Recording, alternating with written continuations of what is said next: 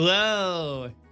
Sorry, it looks like my mouth was moving without my input. Anyways, get rankings board out of here. Um, there we go. Much better. Much better. Hello. I hope you're doing well. Oh wait, my toggle is still um broken. Um, wait.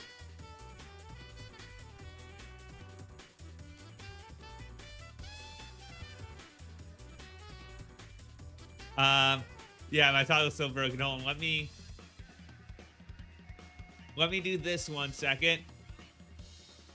Let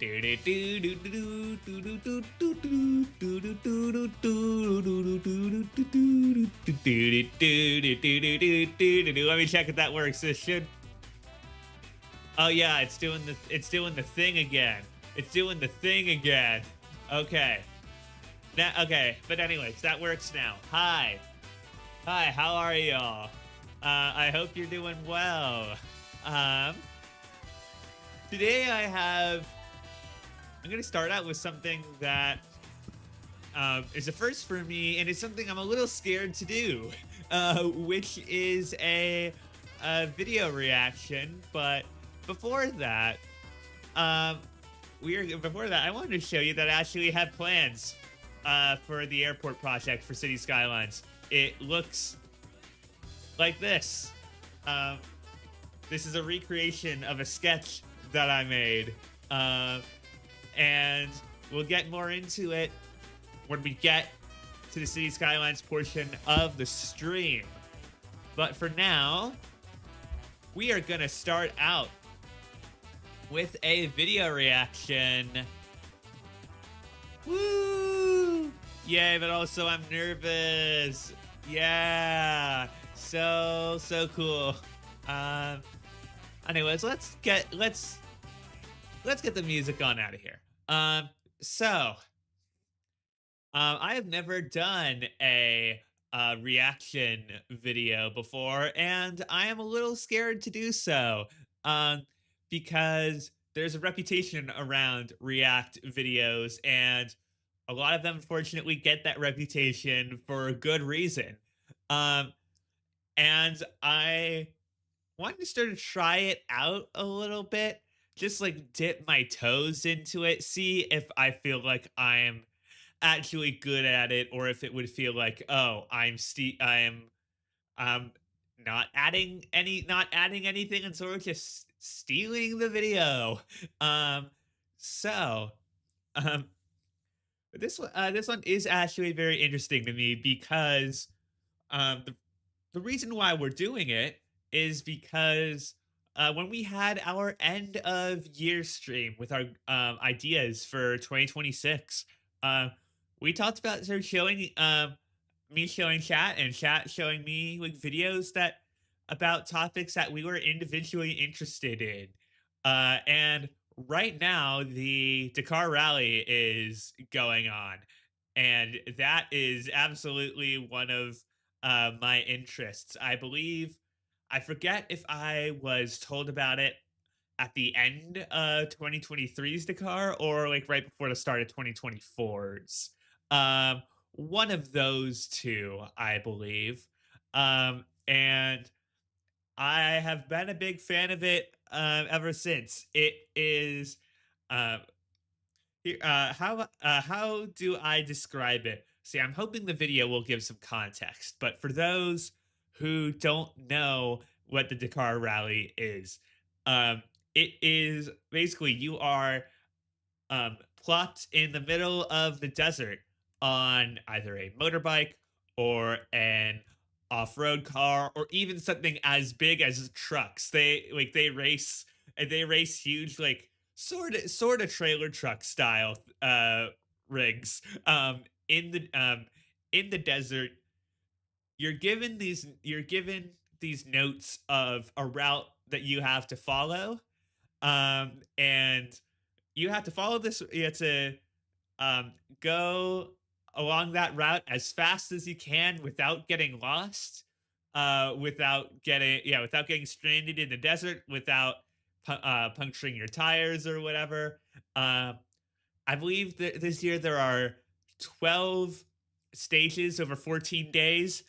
We actually just wrapped up the 48-hour marathon stage, which is its own crazy thing. Uh, that stage is um, basically it's two stages, but in between, usually you get to sleep in like whatever you bring. Like usually, like there are like factory teams that'll bring trailers for people to sleep in. You can have like a team that repairs the car overnight. But with the marathon stage, you have a tent and rations, and you're just on your own, on your own in the middle of the desert. Um, no, you can repair your car on your own in between the stages, but you don't have any like professional expertise to help you with that. Um, yeah, so we just wrapped that up. I didn't encourage you to watch those highlights, and apparently today, which is stage 6, I believe the highlights should be coming out around now if they haven't already. Apparently stage 6, yesterday, Ashley House, the commentator of the Dakar, said that stage 6, today's race, is going to be the hardest out of all of them. Um, so I am very intrigued to watch and see what will happen. Um, yeah, but the video that we're gonna watch today is, let me pull it up.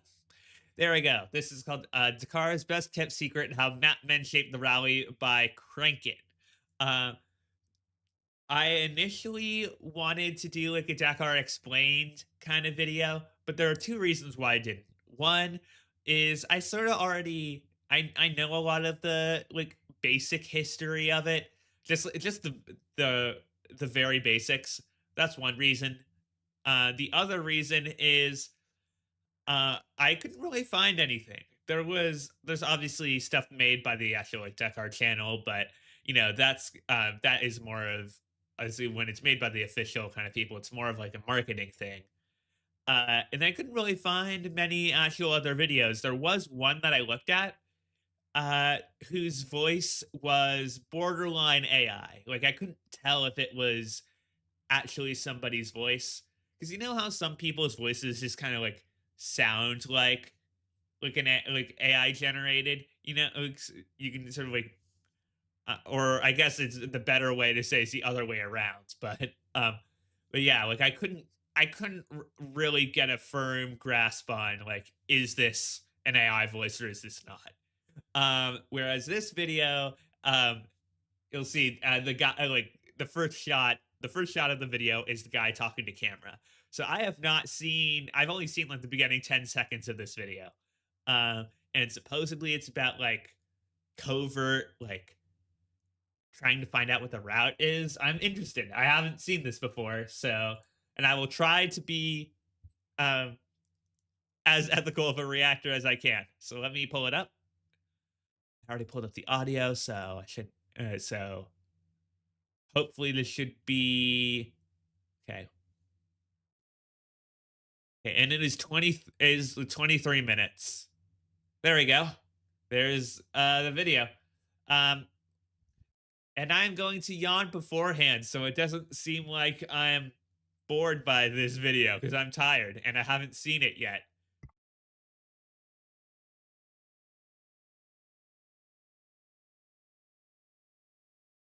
All right, yawn out of the way. Let's get this video started.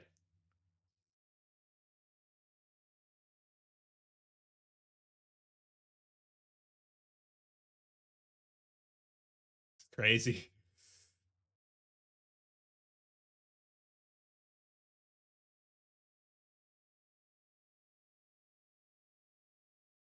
The four.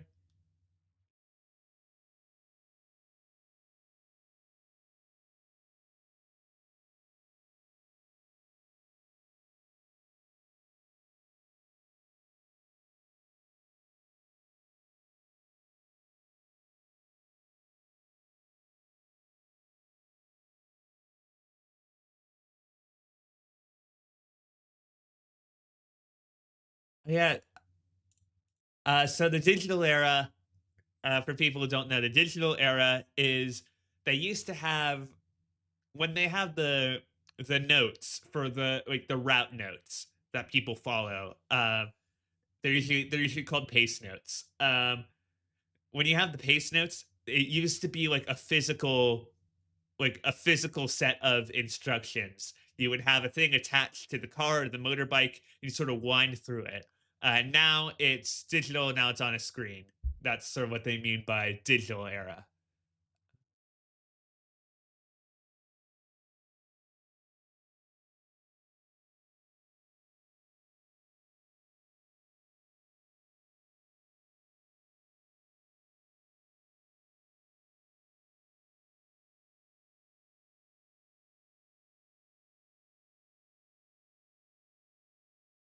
Oh goodness,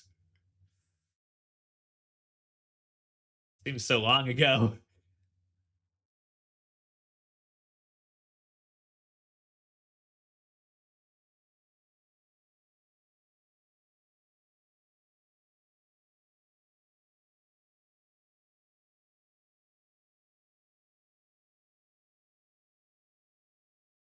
I didn't know Mini did rally.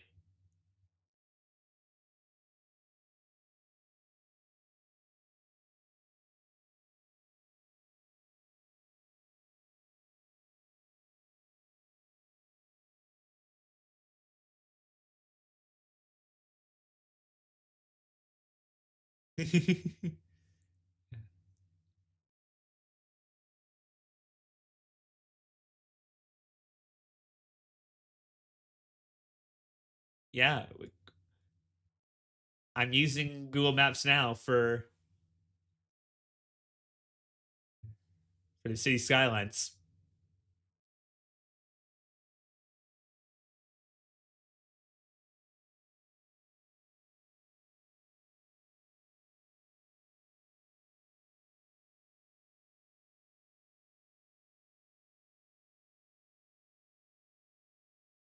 Yeah, I'd probably be a little bit skeptical too, because sometimes it'll say like in 2.34 kilometers.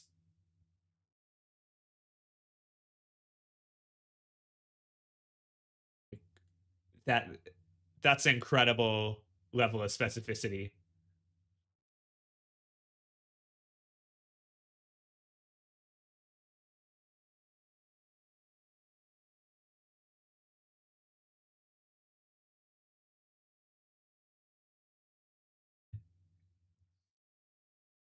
And this is when the Dakar was in South America, not in the Middle East.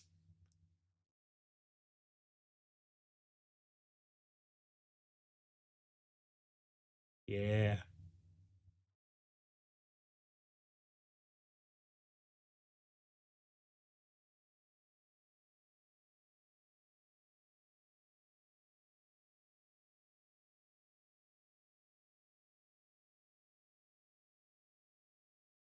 Look at how spooled up that is. Crazy, man. Crazy.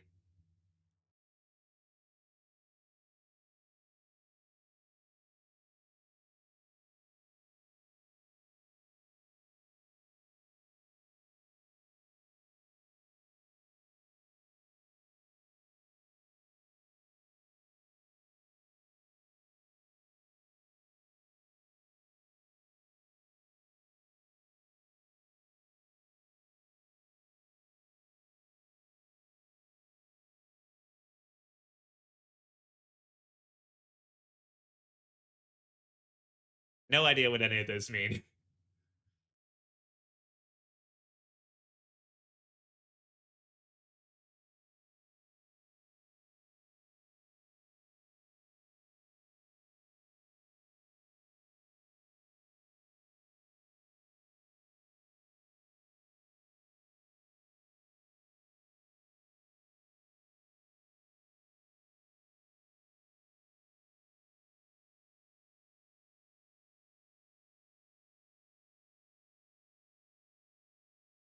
Okay, so it's the other way around.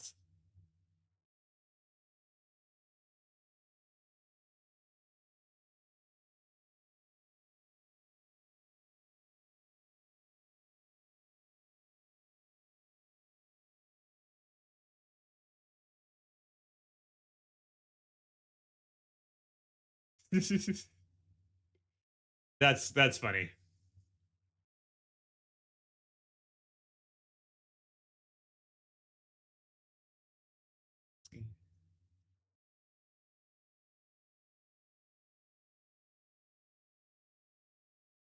Oh, I want to see what that looks like. Oh wow, that's that's incredibly different.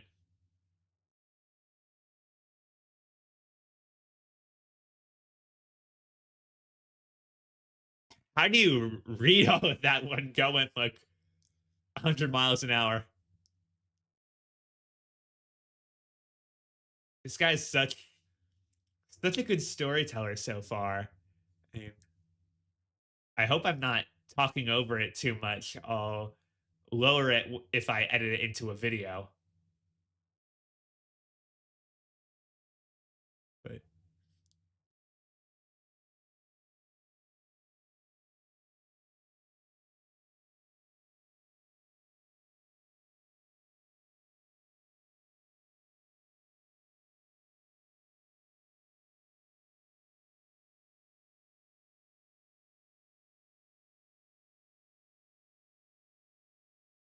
black, yeah.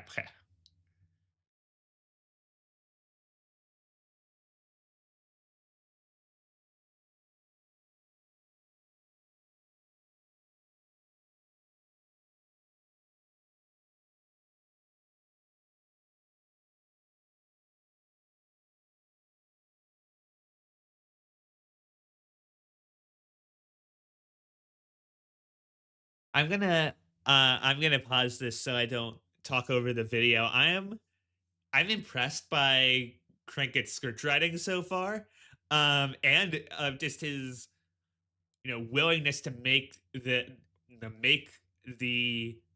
uh, road book in the first place to really have that visual aid to really show us with actual actual props what these drivers would be using back in the day. I think he's really going out of his way to make this something that is easily understood by his audience, and that's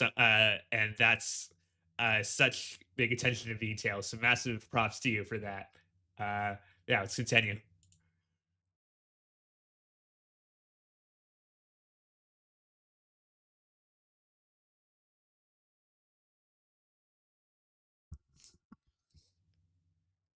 Oh, that's helpful.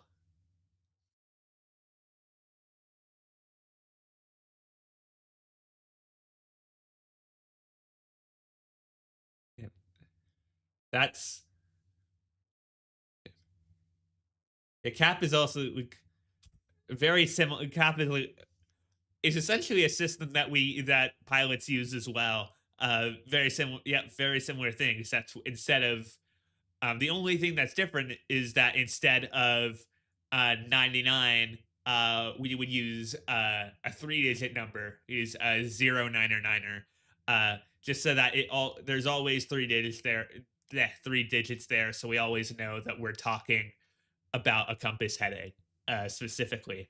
But that is a very similar system to what pilots use.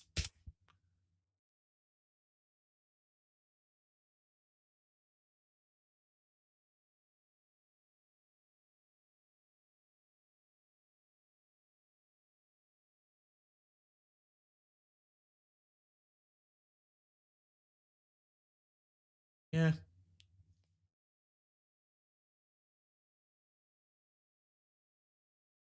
a little time. Okay, taking a little turn. Straight. That is a lot that you're having to take into account. That is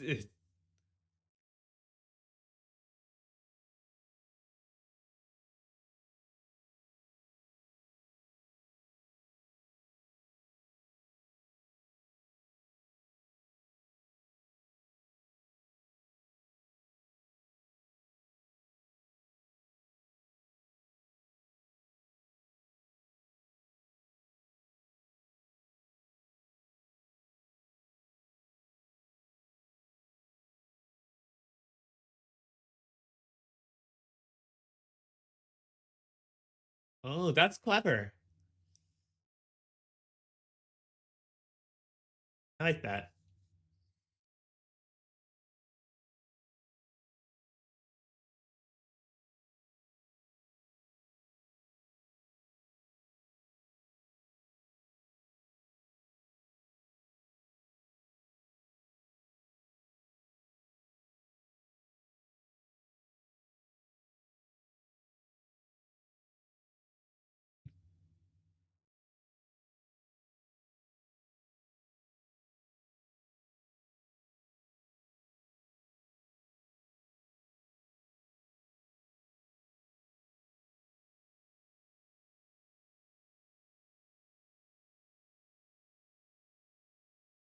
Man, when I'm feeling better, I want to find a local rally or rally raid. Try it out. Wait, hold on. Hold on. Are those literally like yeah, those are literally it's literally a wall of road books behind you. That's so cool. That's so cool.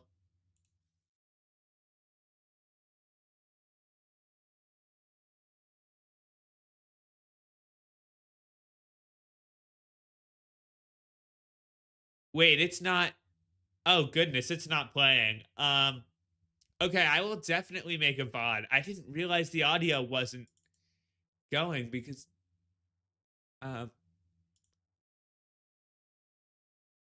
okay, I will definitely include the audio in the sorry, no. I will definitely make this a published video then because people have not been able to hear it. So people have not been able to hear the actual video. Then this sort of stream experience is useless. So okay, yeah, it's not playing. Let me see how I can do that 1 second. Let me how about I do a yeah, let's do a can I do a browser source? Will that be no, that is not what I'm looking for. Um remove. Yeah, I will edit this. I will edit this together for sure. Um it is can I do I need to watch it like do I need to have the actual like YouTube thing open? Audio is let's try that. Nope, not that one. Fox.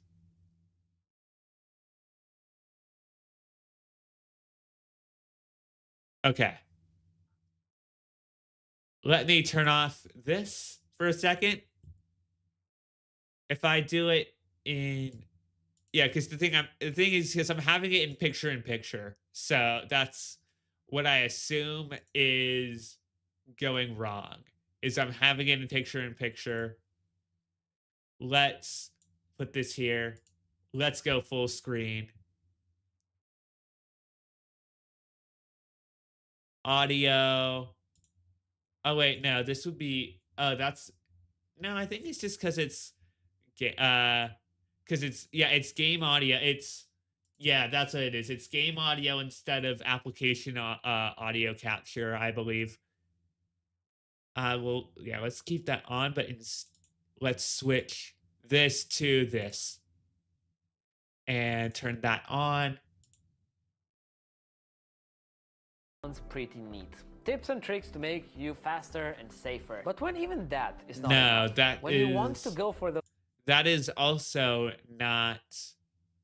Oh, picture in picture, picture in picture. There we go.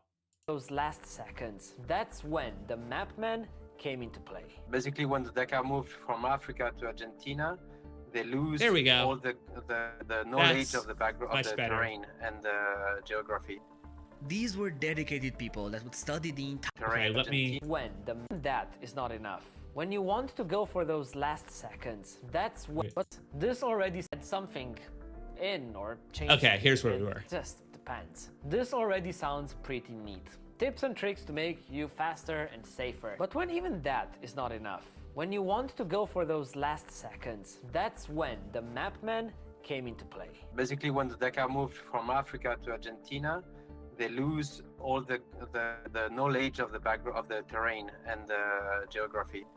These were dedicated people that would study the entirety of the roadbook during the evening and into the night, before handing it back to the riders the next day. From the moment Oh, it's the idea that they would I study was working with all night long, and Google Maps. the aim was to make a first briefing before to go to bed, to have the big, let's say, the big moments, and then the detailed briefing when they were waking up before to jump on the bike.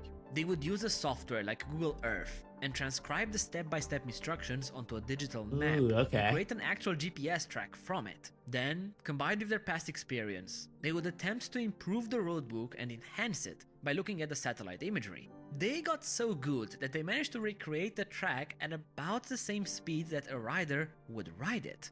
And sometimes they were not alone, using local expertise to improve their analysis. Basically, the Let me quickly improve. See, because I redid that, I want to see if. 1 second. I want to see if I'm still on HD. Okay, I am. I just want to make sure. I just want to make sure that I'm giving you all the best quality here. And enhance it by looking at the satellite imagery. They got so good that they managed to recreate the track at about the same speed that a rider would ride it. And sometimes they were not alone, using local expertise to improve their analysis. Basically, the bigger a team's budget, the more knowledgeable people they could employ. This begs the question. Sure, Google Earth coming into the I scene can see why that might clearly be improved banned. this practice, but couldn't you do this on old school maps? Well, in fact, you could. And some did, but the accuracy wasn't quite there. Yet that all changed with the advent of digital mapping. For this moment was only by paper maps. We were having books of paper maps with thousands of maps, and we were drawing by hands. Then this completely disappeared. From this moment, we were able to do it on Google Earth, which was faster, easier, and more accurate, I would say. The process involves two main steps. The first one being the most important. I was just recreating the route note by note. The starting point, which is a bivouac. Then you do the transfer note by note, where you arrive at the start of the stage and you go kilometer after kilometer to identify the route. When plotting the track on a map, they would constantly check the correctness of the original roadbook instructions. They made sure all the cap headings were accurate, that the distances matched, and so on. The thing is, in big international rallies, there usually isn't just one person who creates all the roadbooks. Or the person drawing them can get tired, and mistakes start slipping in. And every roadbook creator can have a slightly different style in marking the turns and intersections, so the That mapman's makes role sense. also consisted in generating a more uniform experience for the rider. In that time, the roadbook was not so accurate like it is now. Interesting. And there was having some mistakes every day. For us in KTM, the goal was clear. First of all, to correct the mistakes of the roadbooks, because every day you are having mistakes. The roadbook is designed by someone in the car. It's just one human who sometimes is tired and making mistakes, so it's just normal. And then they went to stage 2. Yeah, nowadays Finding it's like improvements. two When cars you have at the least, track sometimes plotted on a 3. map. Another thing you can check for is shortcuts. That's how, at times, they could find anything between small diversions to giant loops that would prove to be faster than the official track. It's true that, of course, we were kind of identifying some shortcuts, especially because in cross-country, in between waypoints, you are free to go where you want. And then you can see if there is any other options to go faster to this route. So definitely we did some shortcuts. You see, Dakar is a waypoint race.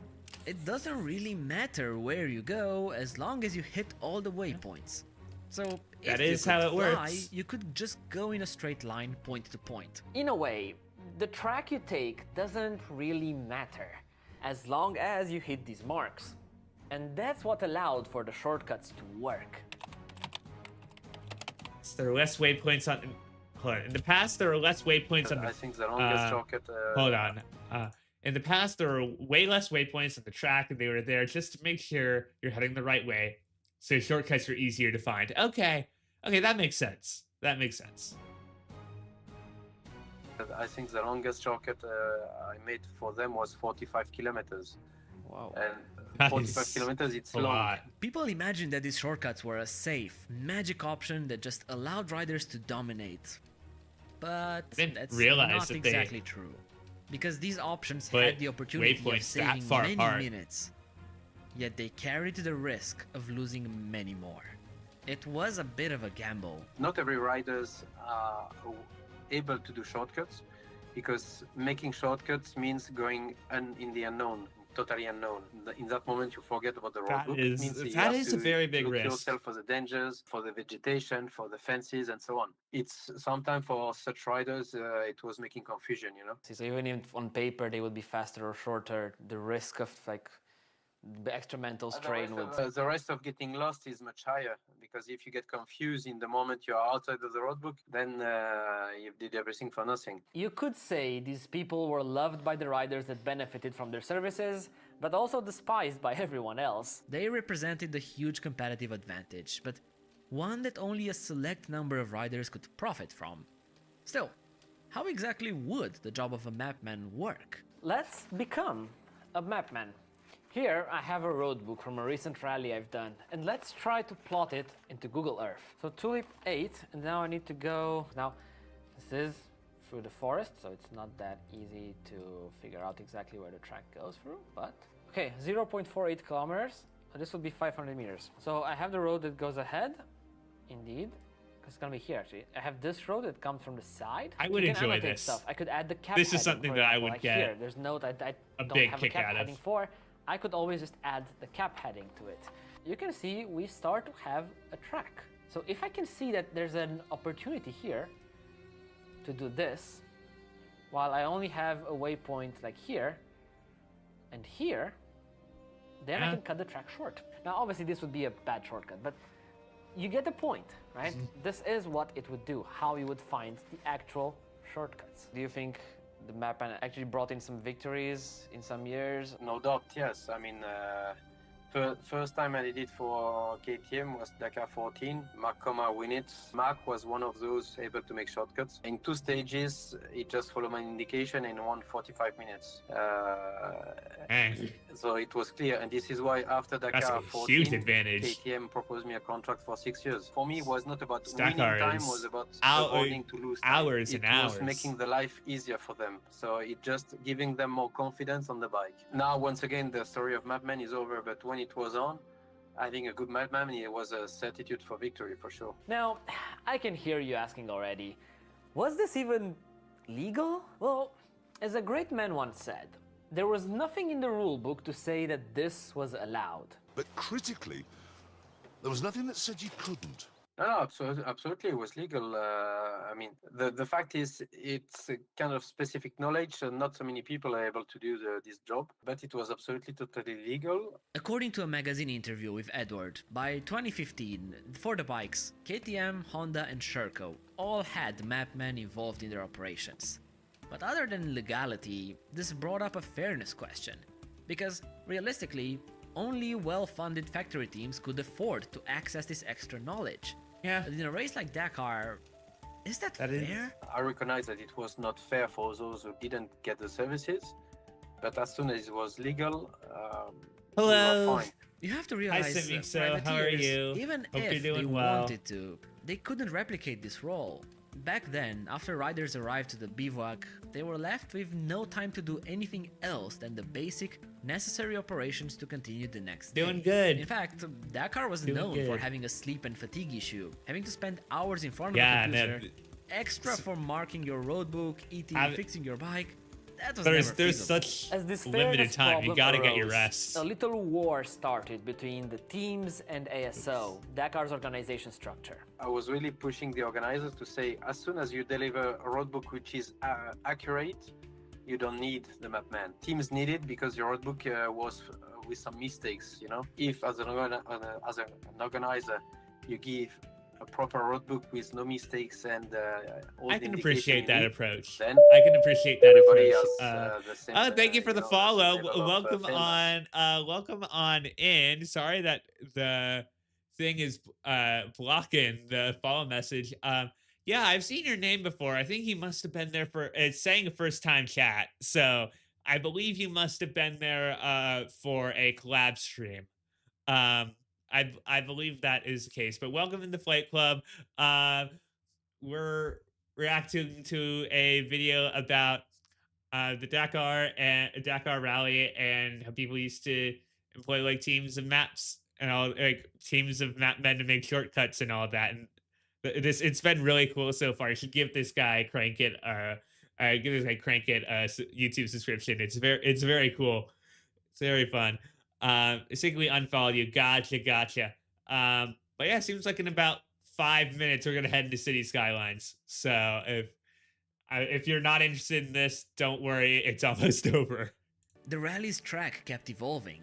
While in the past they had many more long straightaways, as years went by, ASO added more and more twists and turns in the track in an attempt to slow down the rally in order to increase safety. Yeah, that's what you They see also started nowadays, writing more especially with the complex notes desert, in order lots to of make riders dunes. look down on their roadbook more, thus slowing them down again. But with these efforts to slow everybody down, this just made the mapman's work even more valuable. I think it was just part of the game in that moment. It was, let's say, an era of 10 years mostly, where it was the organizer were not able to deliver a proper roadbook, and we find the way to optimize it. Dirk von Zittowitz even said in an interview back in 2019 that Does your team use a map man or map men? All teams using Mapman. while on the outside this practice seemed taboo, on the inside of the paddock it was becoming common practice. Mapmen were making more and more of a difference. Dakar had to adapt and add more and more waypoints so But shortcuts here's the weren't thing. as easily achieved. Technically, ASO had already banned the addition of extra instructions on roadbooks. It's just that they never enforced that rule much. The rules by then Yeah, how already can you? stated that competitors were How can not you really allowed to carry enforce it? extra maps or instructions in their vehicles. Then ASO decided to do random checks. And if this bulletin board is to be believed, they found that almost everyone had extra notes on their roadbooks. In fact, there were so many infractions that they decided to forgive everyone and only sanction these infractions going forward, because else the entire leaderboard would have a penalty. That same year, Honda managed to find a loophole. That really shows They how gave widespread Kevin it got. Benavidez extra notes that Crazy. he attached to his sleeve. Wait, didn't I just say that competitors were not allowed to carry extra notes in their vehicles? I did. But the rulebook is an exact science, and the rulebook only forbid carrying such instructions on the vehicle itself, not on the rider or his gear. Clever. Later, ASO changed the wording to include the rider and his gear in this rule, That's and really Honda clever. contested the penalty and got it revoked after the rally ended, because technically Kevin didn't break any rules. And I want to be fair, I'm sure Honda and Kevin weren't the only ones doing this, it's just they probably got caught first. Not being able to mark and change the roadbook is a clear disadvantage, and it forces people to slow down. And I'm not saying that, Ricky Brabeck did in an article for Cycle News. So, in 2021, ASO came out with major changes, and they started printing the roadbooks in color. Then, for half the stages, they only distributed the roadbooks a few minutes before the start, so no matter what external Yeah, support that's how teams it and goes riders now. I had, thought that was always that how it would be went. nullified. I think honestly, it's. I thought that what was we are always living how it now went. is better because it's more fair. Like, for I didn't know everyone. Dakar had anything There was different. a problem. Look, printing paper roadbooks takes time, and if any corrections are necessary, they're way harder to do if riders only get these roadbooks a few minutes ahead. That's Yeah. actually a big reason why ASO has been pushing harder and harder to switch over to digital roadbooks. And that's the status quo. Everybody in Dakar now has to use the digital version, including all bike riders. The mapmen were never technically outlawed, because, I mean, you can't. You can't outlaw Google Earth for extra personnel, and even if you did, That's basically impossible to enforce. The only thing ASO could do is to limit their output and usability for riders, and in the end, they succeeded. For insiders, mapmen were common, but for some reason, for fans, they always seemed taboo. When in fact, it was simply a practice of pushing the rulebook to gain any possible advantage. Everyone that could was doing it. And in a way, it's part of motorsport. Any motorsport. And Yep. I love that type of thinking. Yeah, people outside push the box. rulebook. That's It shows that rallying is much more That's- than going quick. It's just as that's much about being smart and competition. pushing boundaries. Any boundaries. Thanks for tuning in. If you want to see more insights from Dakar, feel free to check one of these videos. A subscribe would be appreciated. Until next time, have a good one. Bye. I am absolutely subscribing. I am absolutely subscribing. Hold on. I watched that on a private tab. Once I finished the stream, absolutely subscribing to Crank It. That was a lot of fun. Let me switch up. Let's switch over then. That was fun. I'm really glad that we did that. Let's see. City Skylines. Let's get the airport project on. Let's switch the title.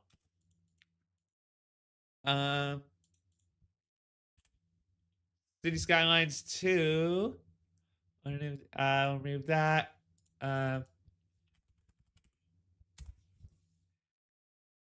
Okay. So City Skylines 2. Let's boot up the game. In the meantime, I have worked on it over the weekend, mainly because I restarted the map. And I'll show you why. Why is mainly because now I actually have a plan. I actually have a plan for the airport itself. So yeah, here if you weren't here at the very beginning, there we go. This is our plan for the Terra International Airport. You can see it's similar to what we had last time.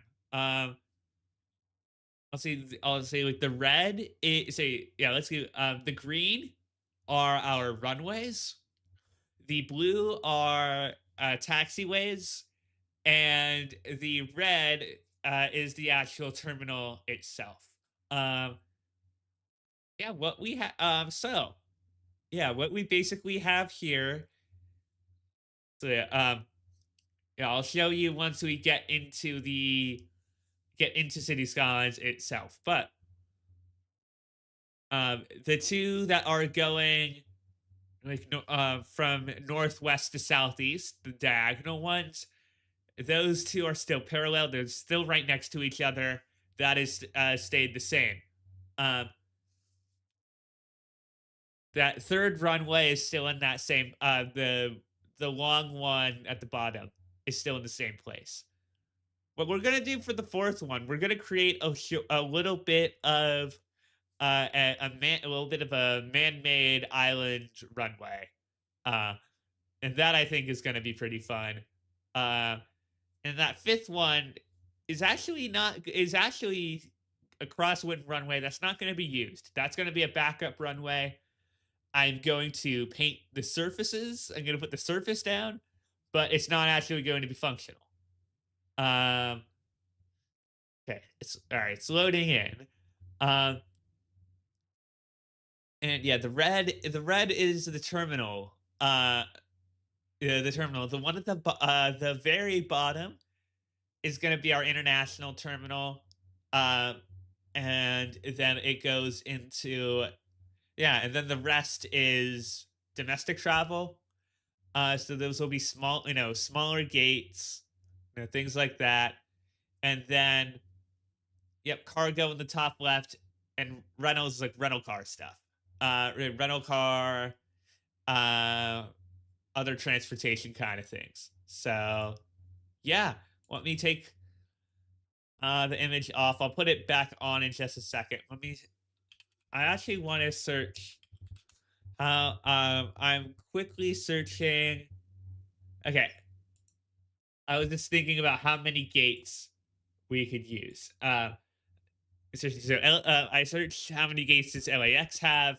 LAX has 161 gates, which is a little crazy. So I'd say we could go up to like around 160. Uh, is the max that I would want to do.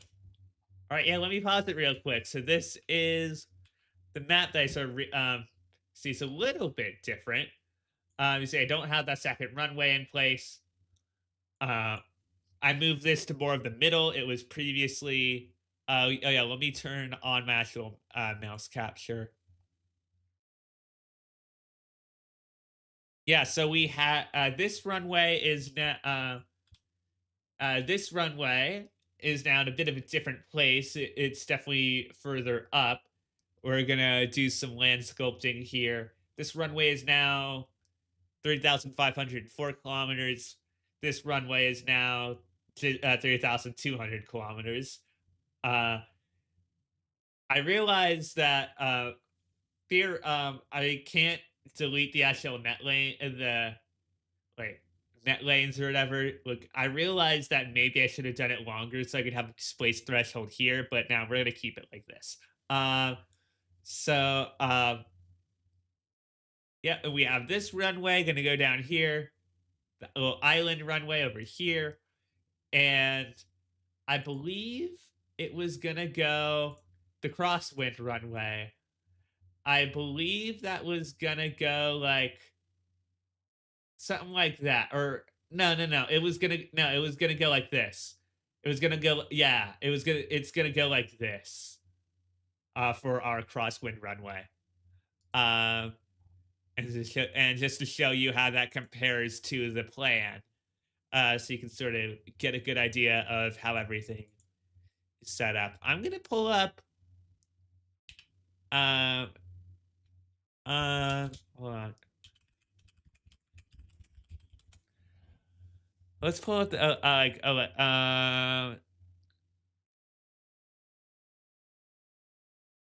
uh, I'm gonna see if I can pull up an LST for.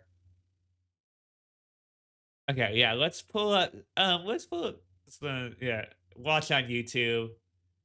Okay, hopefully this shouldn't have ads. It's a long, yeah, long OST. Let's see.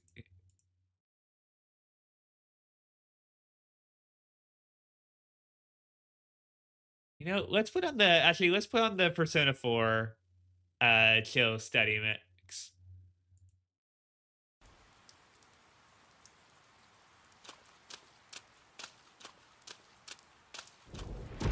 On. Actually, I should check is Persona 4 safe for um safe for YouTube. Um.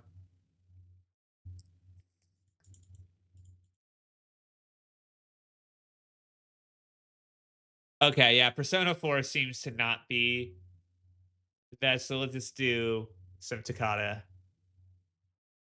Oh.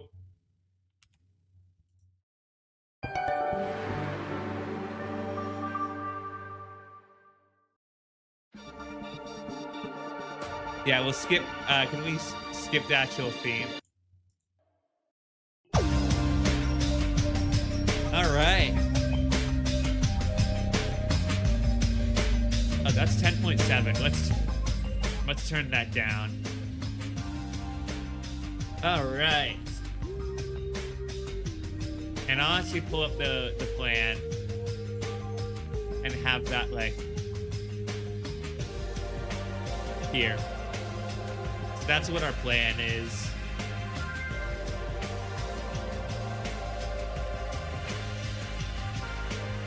So the first thing I'm gonna do. Do I want to do a second runway? Yeah, let's do this. Actually, no. The first thing I'm gonna do before I get to the little island runway is I'm going to make this. Wait. how far apart? This is 108. Okay. I just need to check for.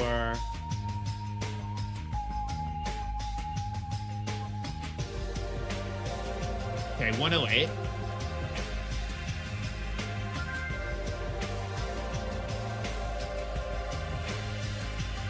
So what I found is that airports typically have 2 sets of taxiways that go by each runway. So that would be these 2 right here. And then they usually have perpendicular runways that go to the terminals. In the case of a terminal that goes alongside the same direction as a runway, I oftentimes saw that they have a 3rd one here. And I want to sort of do that because we have a little gap here. So, now that we have this built, and also what I should do, I'll probably do gravel again to signify the terminal. Yeah, 96. There we go. So this is like right about where our buildings will be, because our gates will be right up against this, and the gates are like, I think 88. I might be wrong, but I'm guessing that we might have some remote gates out here. I'm guessing that's what we'll do. But we're not focusing on remote gates right now. We're focusing on this second runway here. Let's get... I'm just thinking, how long is it? Because the runway, that's 80 wide, but we're gonna change it with surfaces so that it's only 60 wide. So we might want to go for like... Yeah, I'm just thinking, like, how wide do I actually want to do this? It's like 64, that's our, wait, no, so it would be 32. So this is like right around the width of the runway itself. Yeah, I definitely want to add at least like 1.5. So that in case, so that I'll see if the plane goes off course. Actually, let me open Google Earth. Because I know that I believe it was Tokyo Haneda Airport that I was thinking of that had an island runway. Haneda Airport. And I want to see how wide that is. Because that has an island runway, and there it is. And let's measure from this to the edge is...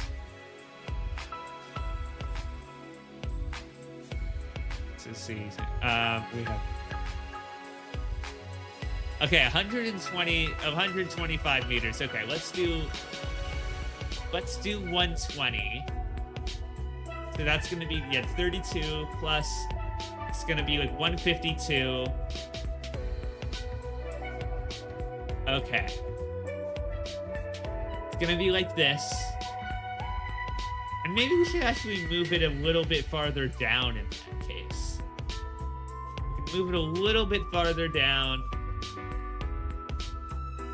Because we have this land.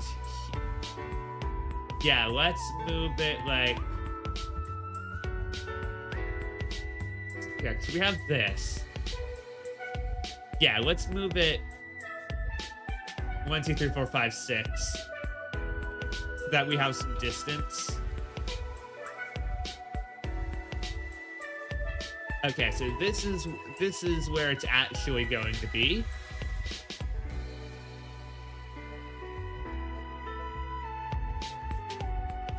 Let's flatten out. Oh.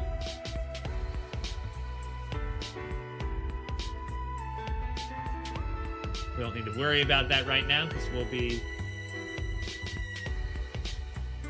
Because this was 152.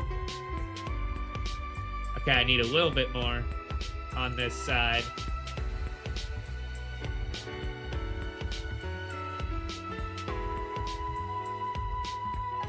There we go, 152.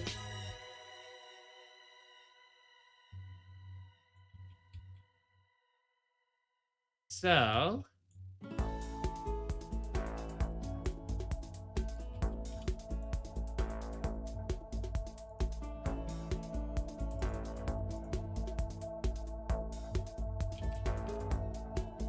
we'll eventually upgrade that with keys.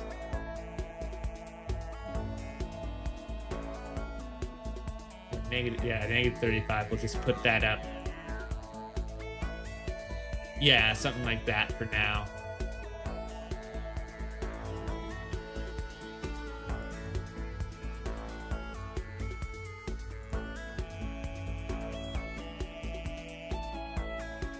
All right, 152.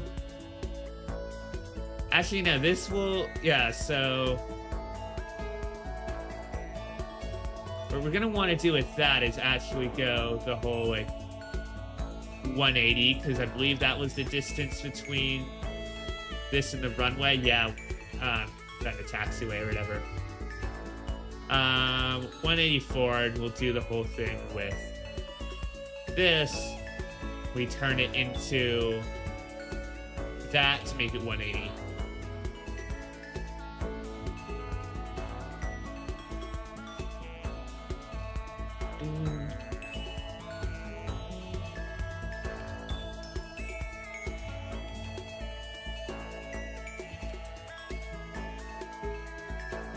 Yay.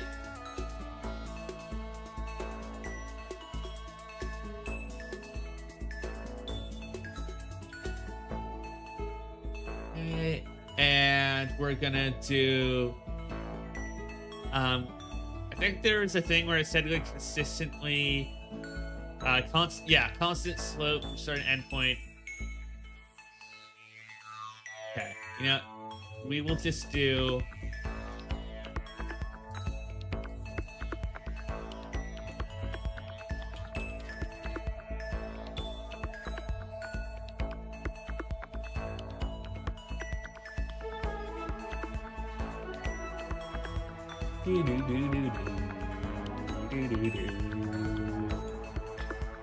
right.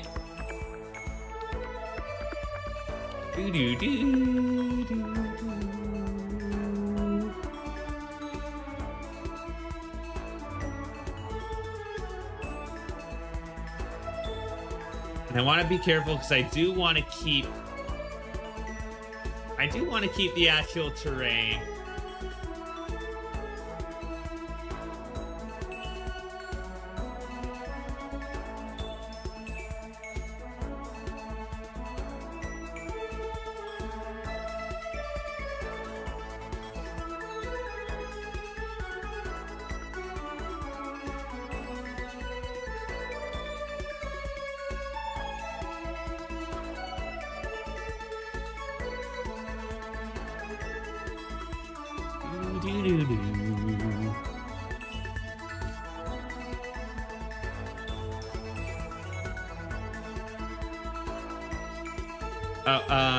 Yeah, let's go in interval speed actually.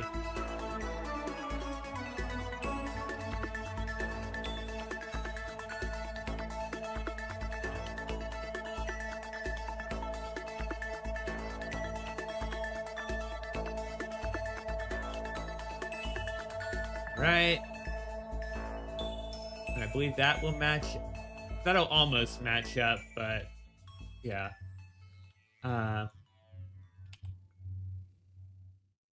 Okay.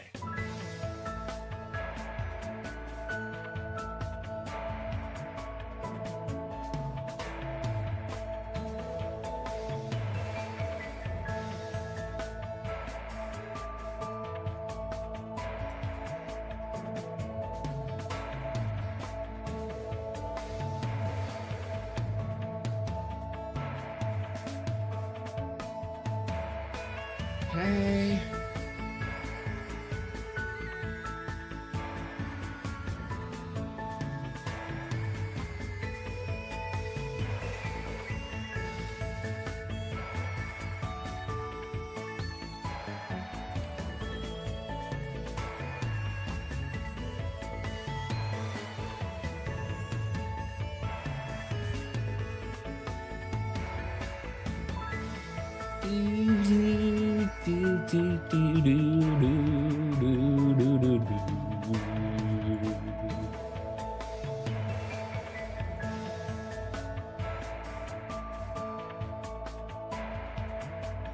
Ooh, okay, so these actually aren't aligned properly.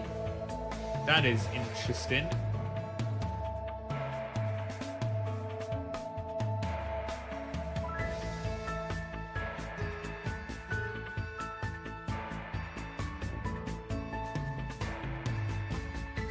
Or are they? Yeah, they aren't aligned exactly right, which is interesting. But yeah, we will just go off of this. I believe this should be... Yeah, because that's 90 degrees.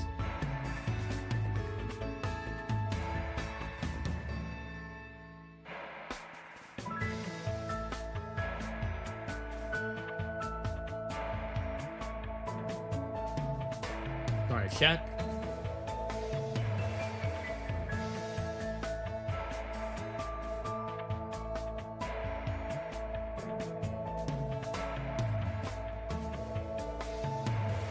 If I do that, and then I do like...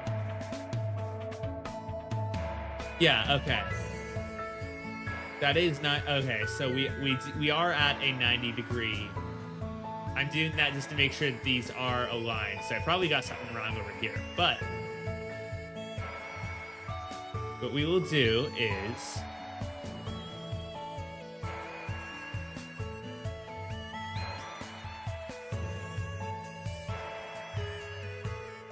Oh, no, that's the target height. I need the size of the brush.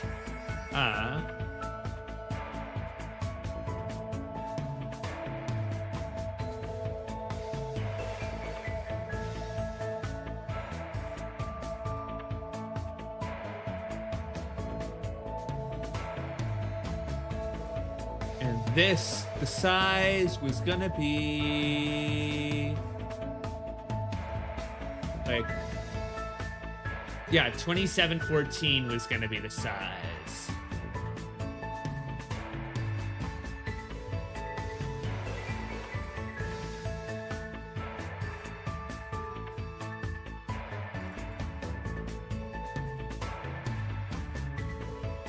Alrighty.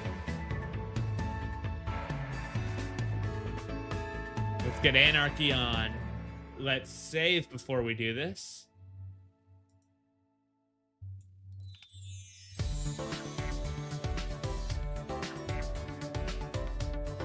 Okay, save done. Runway.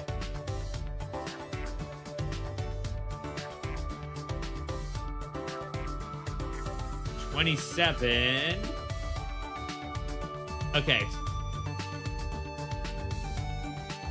Let's go for... No, not runway D. Not runway 2. Yeah, let's go for the slight... I think the slightly longer one. Yeah, because he'll still be able to do that over here. Yeah, 27.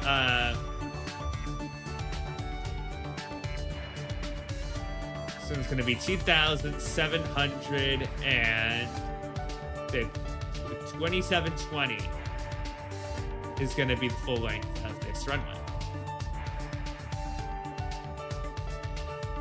All right. Runway has been placed.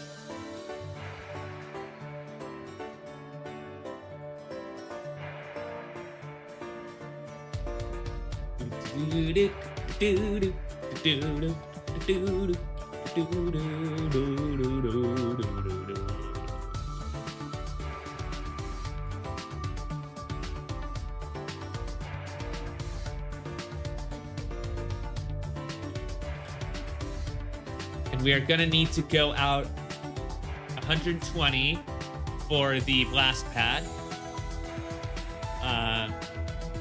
I guess 128, and we'll do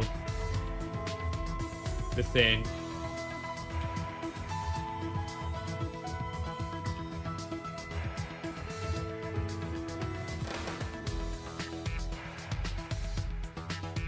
First, let us do 88. 124.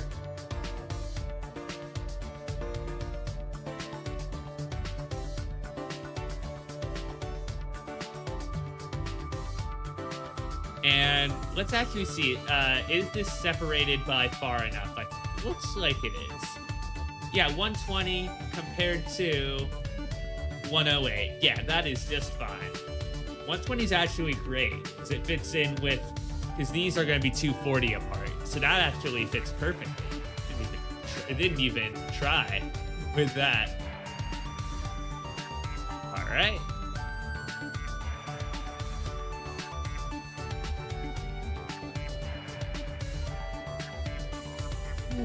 So, gonna have a little drink of water, a little hydration.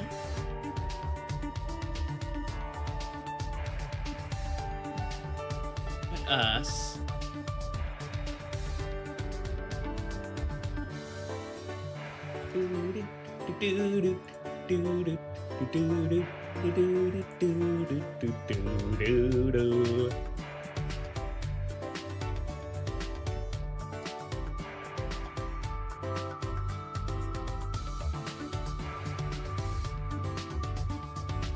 Right.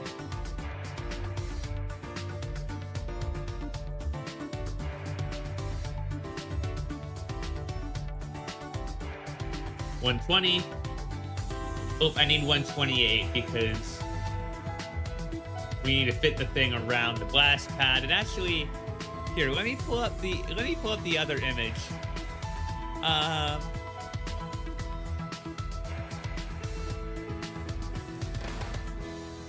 This, because we are using, I believe we're using MALSF there. I don't know how many things that is. Let me actually look it up. Approach runway lights.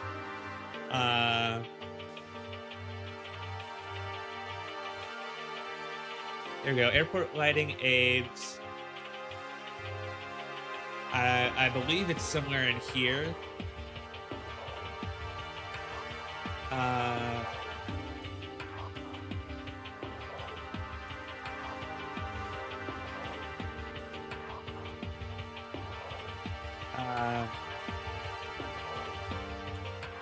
ALSF2.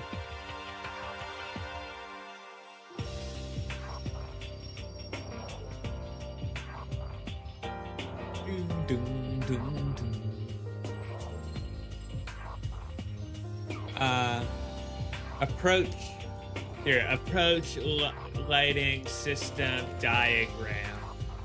Because there was one that I was using that really helps to actually label how many feet it was.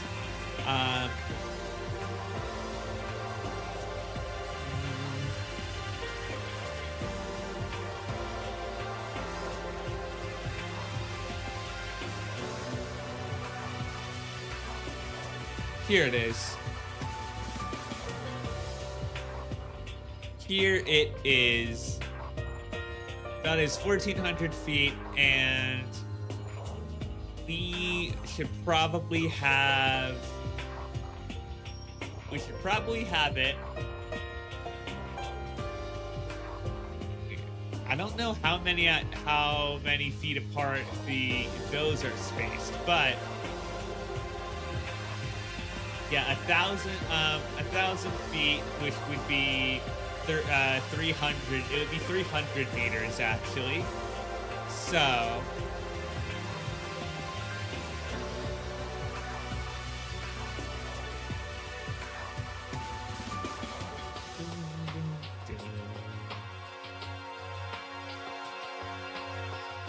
I think, yeah, we'll definitely fill in the entire thing here. We will fill this bit in, for sure. What else? Let's see.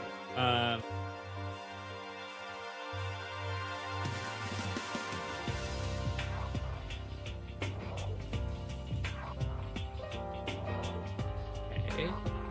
Let me... It's this. keep forgetting.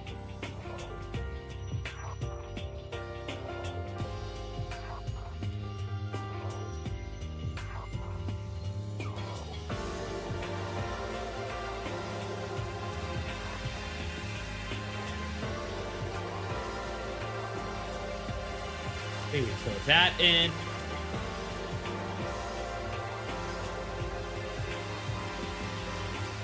We do our on-ramp runway thing.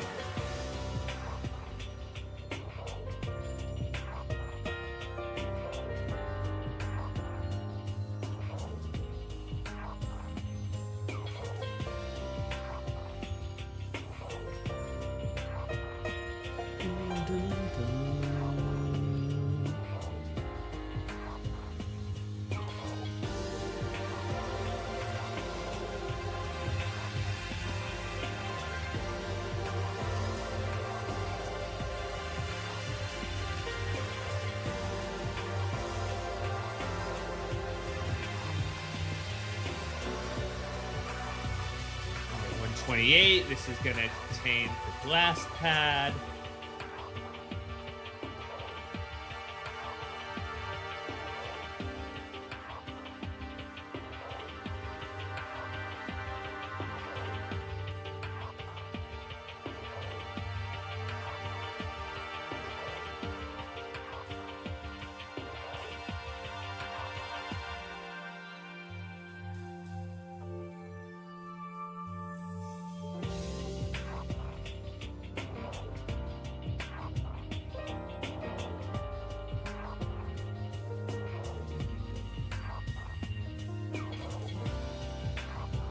Yeah, so right around here, I think should be fine.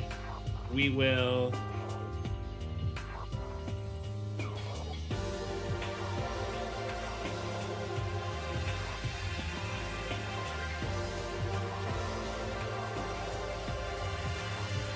Yeah, something like that.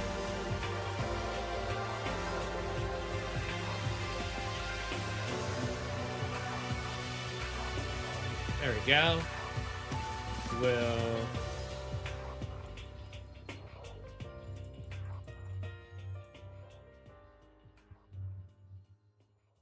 do something like that.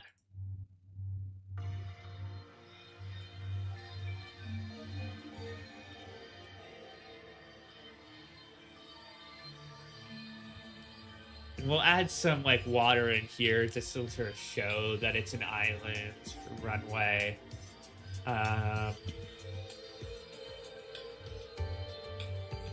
Let me look at some real, like, actual, like, smaller runways. Like, let me look at to see where they have their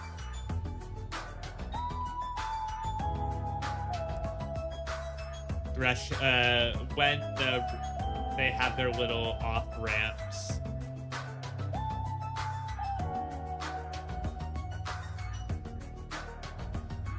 They have one at, because I'm looking. Okay, yeah, let's say that we're landing from this way. This runway is about, yeah, 2,600. They have one. Their main off-ramp is 250 meters before. And then they have, I think they're, yeah, 250 seems about right.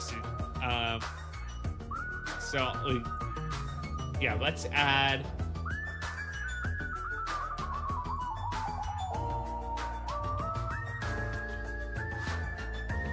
Let's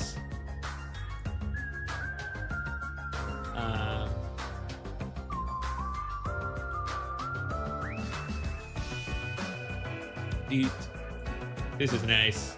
This is cool.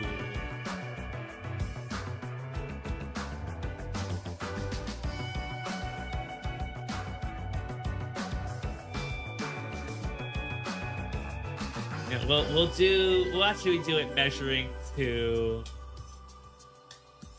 if I measure it to,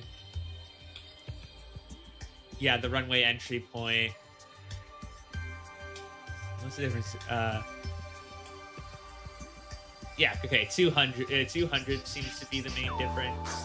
Okay, 200. Let's put one here. 200.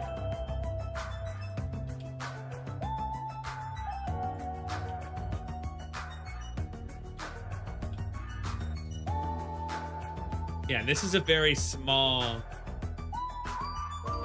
This is a smaller size runway, so yeah, that one has about 200. This one has about 600. Do, do, do, do, do.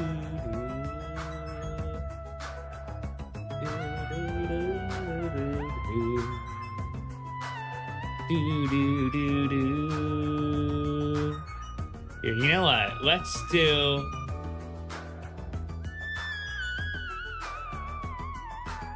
$200.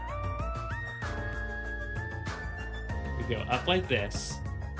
And said, how about, and then we do one that's like that. Yeah, okay.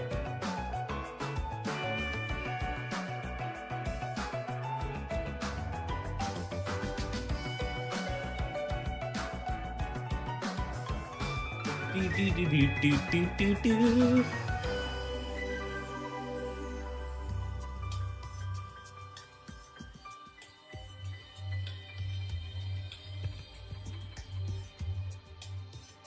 Do, do, do.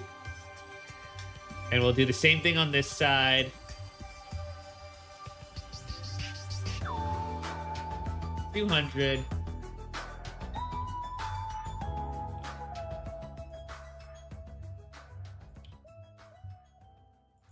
I'll make sure this reaches.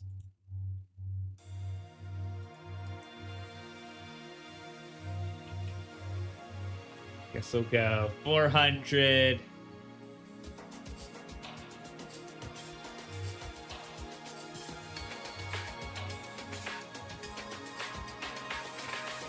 Something like that. And then we'll sort of have the we'll have a little bit of water, I guess, there.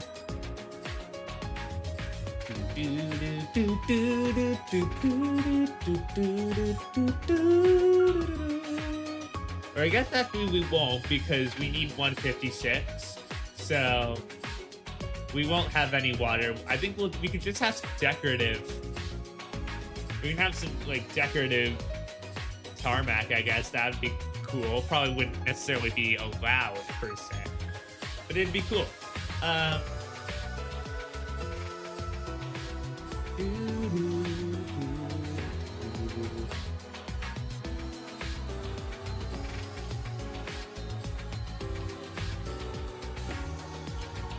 All right.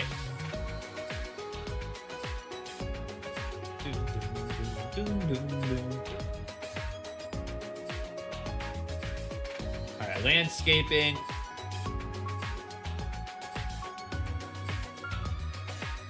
Do, do, do, do.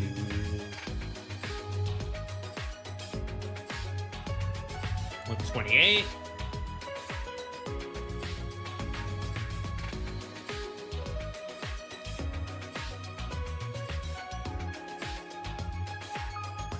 $128. There we go.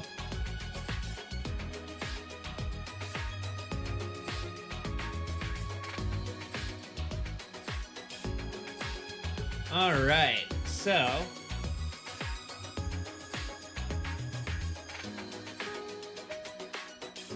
we'll probably get another island thing over there.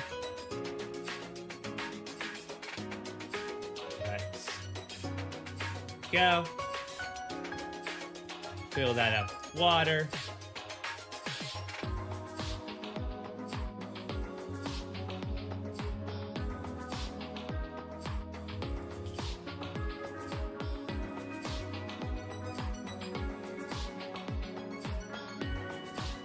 There we go.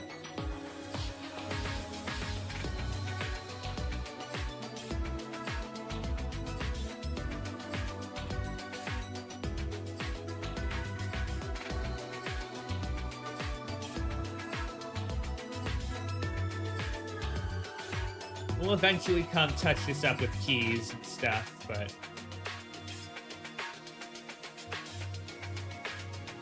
for now. Yeah, for now, there we go. There we have it.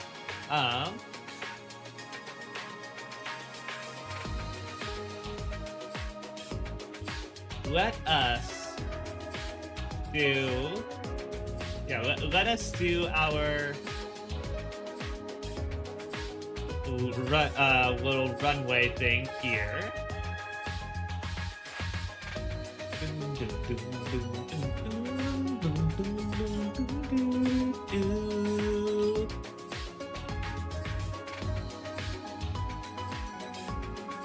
So we had 120 between this and this, so I believe, hold on. If I remember correctly, it's 120 to like this spot.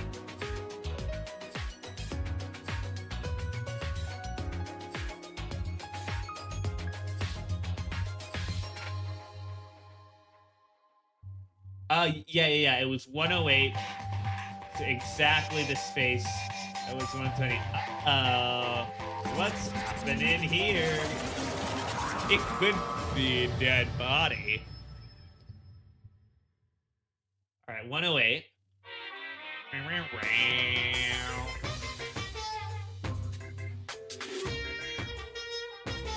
Okay, this is 240 apart.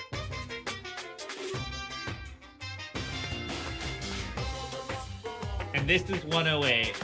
Okay.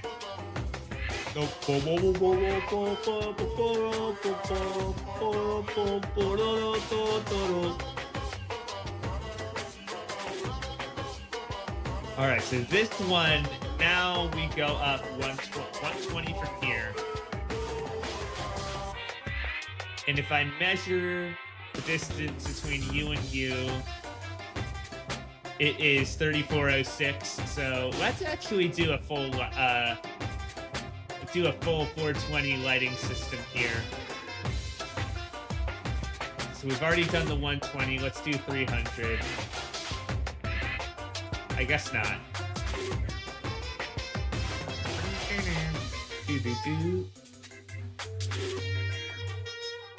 424, and we'll do the same old trick.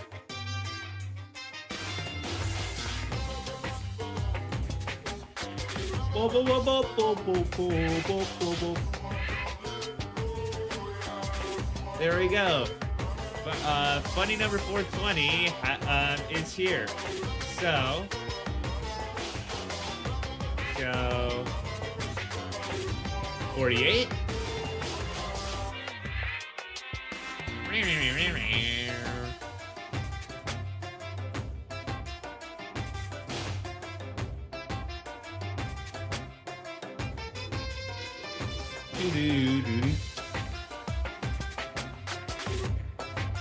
Do-do-do-do-do-do-do-do.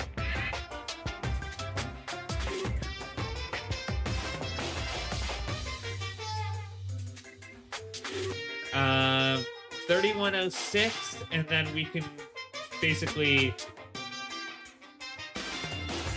if that's over, we'll go down a couple.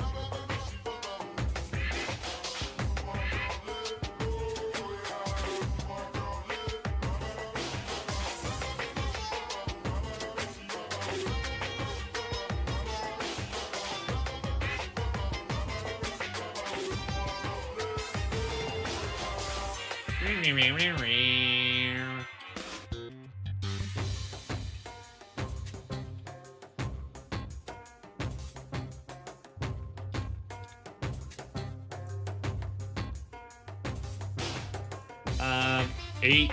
Funny number 8. The game in progress.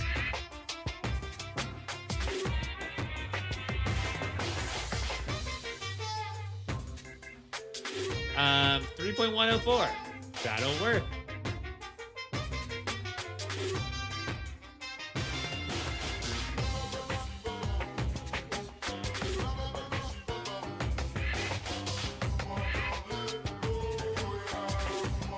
So that, because these are longer, I think these are going to be our takeoff runways.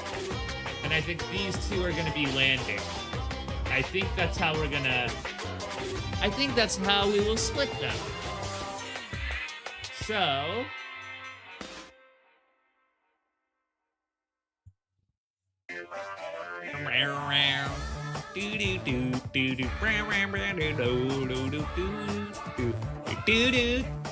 Hey, hey.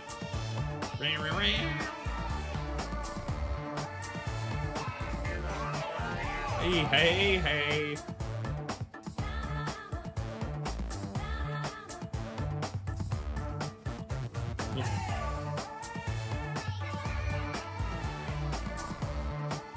Let's bulldoze. A little bit of that.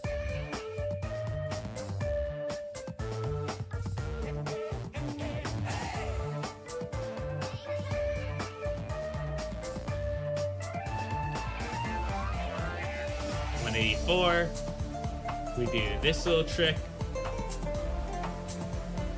Get it to 180.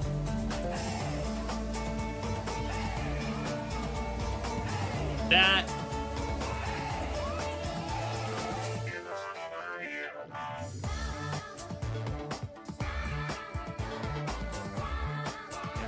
Da, da, da, hey, hey, hey, hey. Do, do, do, do. Do do do do do do do do hey hey hey.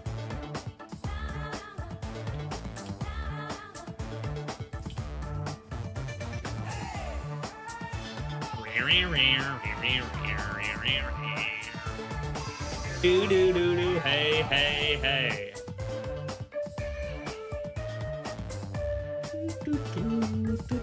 Hey hey hey hey. All right.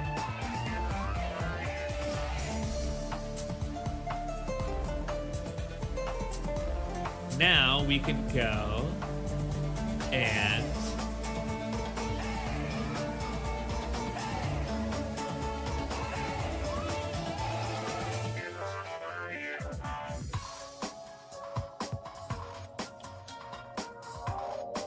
ooh, okay, we have a little thing down here.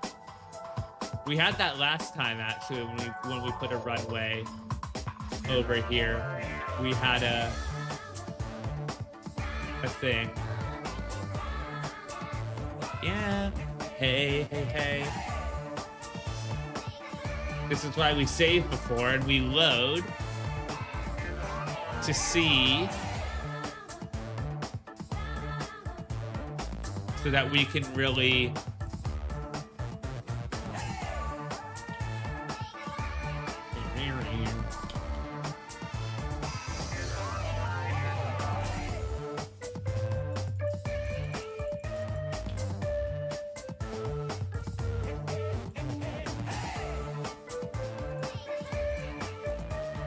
get rid of that, because that might be an influence there.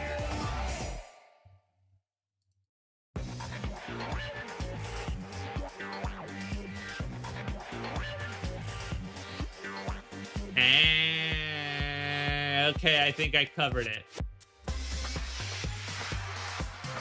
Yo, is that hit song Ball Monokuma from Hit video game Danganronpa?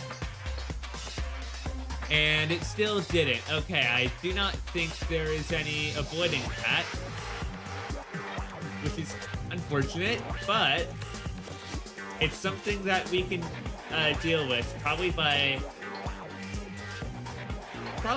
placing some blocks, like around. Boom, boom, boom, boom, boom.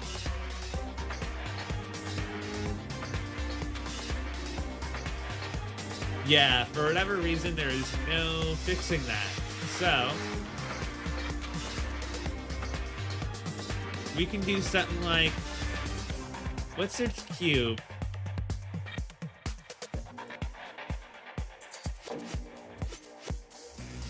Yeah, I think we do something like, yeah, I think what we'll end up doing is putting some cubes down and we put the thing on top, because I think if I do that and then I do blast for the blast pad.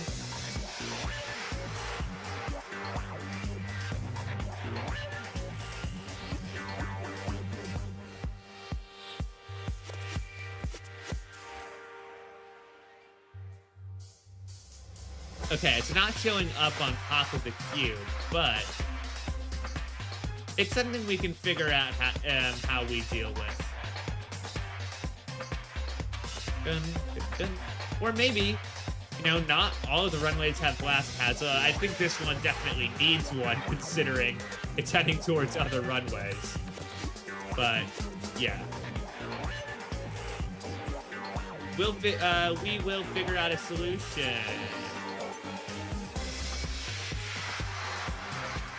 Four.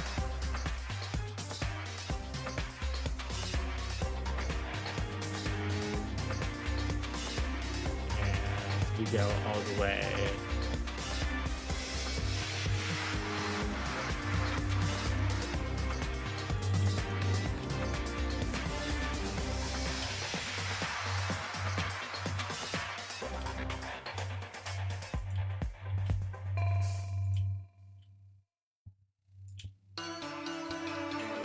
One.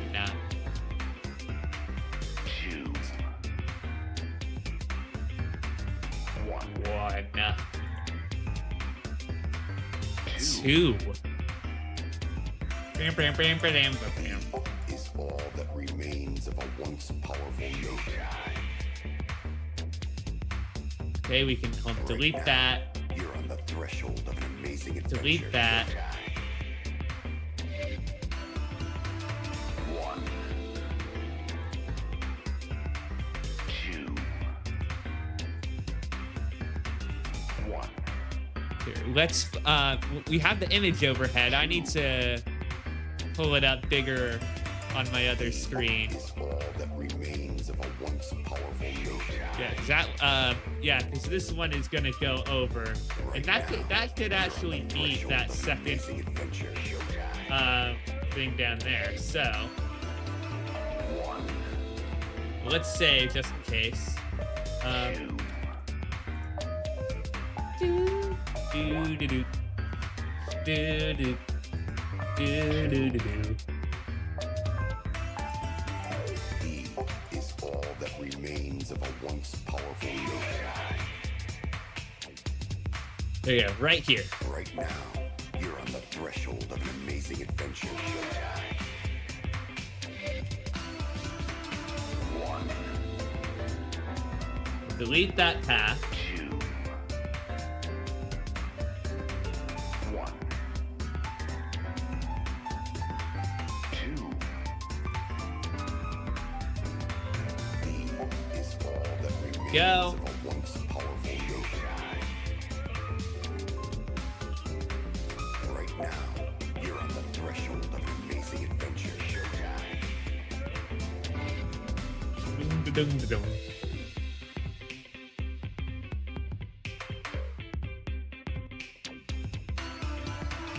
One. Right. Two. Let's get our. Two. Hey, what comes after 2? Three. Yo, I didn't know that.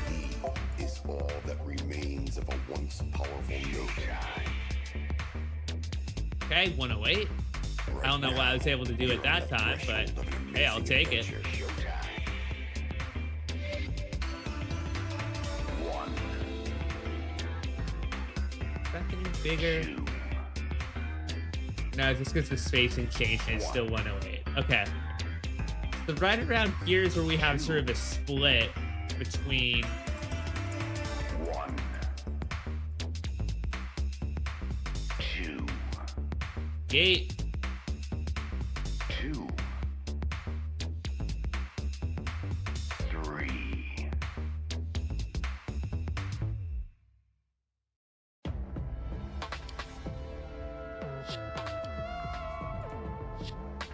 All right. We got that.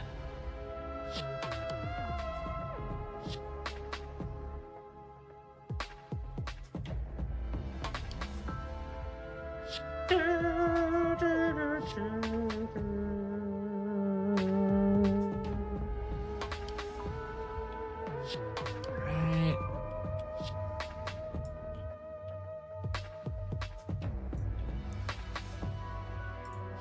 Go.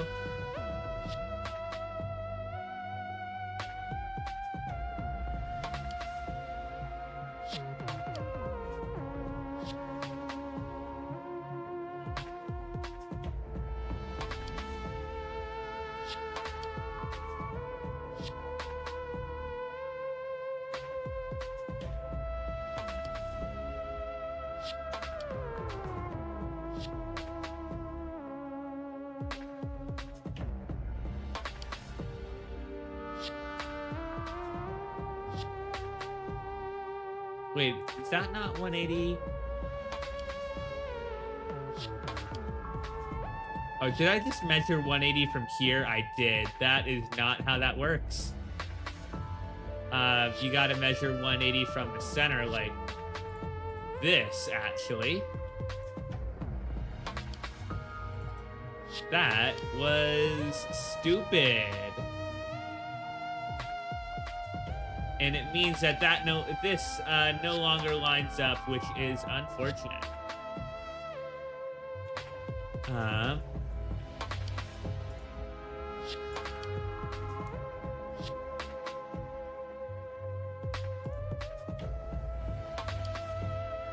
Okay.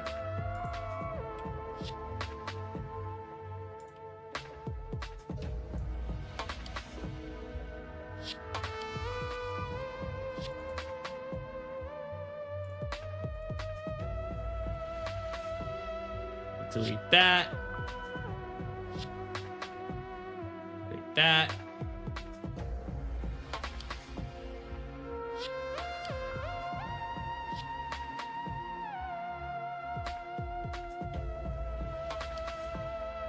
Okay.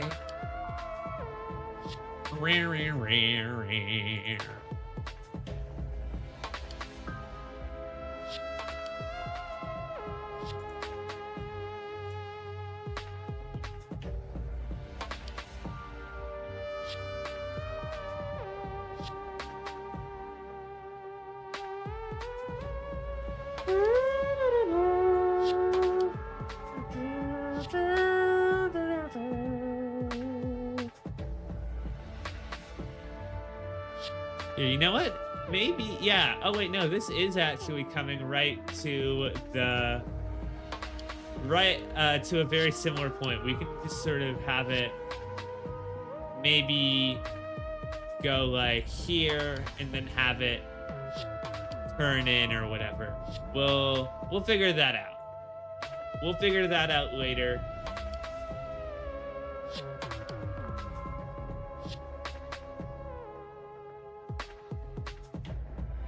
And that also makes me question if I measured that correctly, which I did not. I did not measure that correctly. I've not been measuring things correctly today. Hello. How are you? Hope it's been a good one. I'm working on this little, City Skylines little airport project here. My name's Time, a little pilot-themed guy over here. Hope you've been having a good time. That means I'm gonna have to redraw those. It's good to know.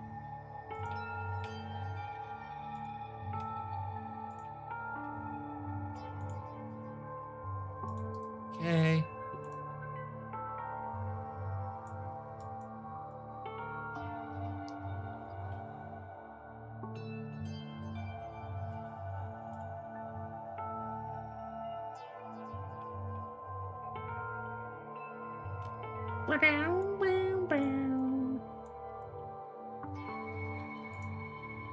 What does that look like? Does that look... Yeah, that looks a bit too... Alright, oops. Let's do...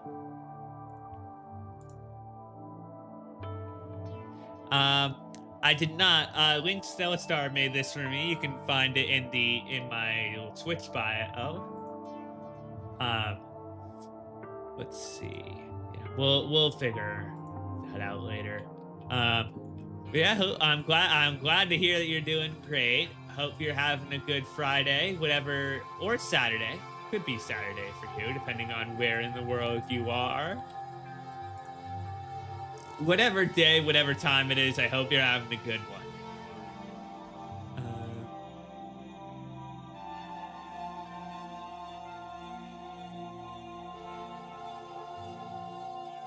Let's get it. Right now, we are building out basically what are going to be our little taxiways for the airport that we're making here. Although this one is going to be a little bit different. I do have plans, and chat is not the place to talk about. Is not the place to talk about those plans, fortunately. But yeah, let's see. Let's save.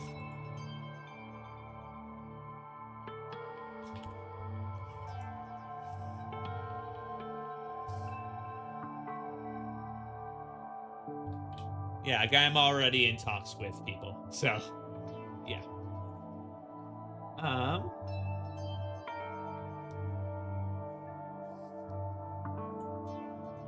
Yes, again, we don't talk about like art or commissions in chat. It's one of the rules that I have. So yeah. It was 420. It's 840. Yeah. Okay. Here's the other runway thing I wanted to do, which is to go from here over to here.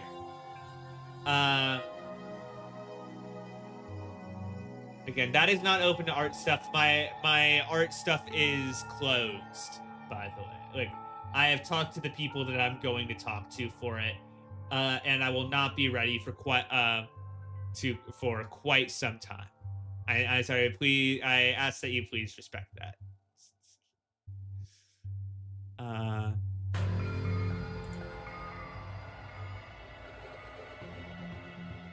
Yeah, if I go like this, that is 3.5.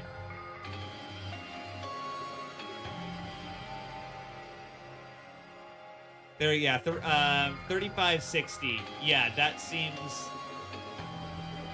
Yes, that seems about right with. Which way is the crosswind going? The wind going? So, the wind is going this way. So crosswind needs to be going this way. Topography.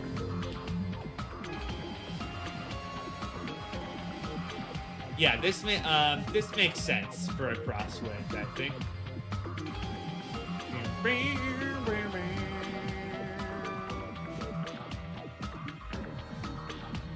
Because if we need to, we can also extend this out, but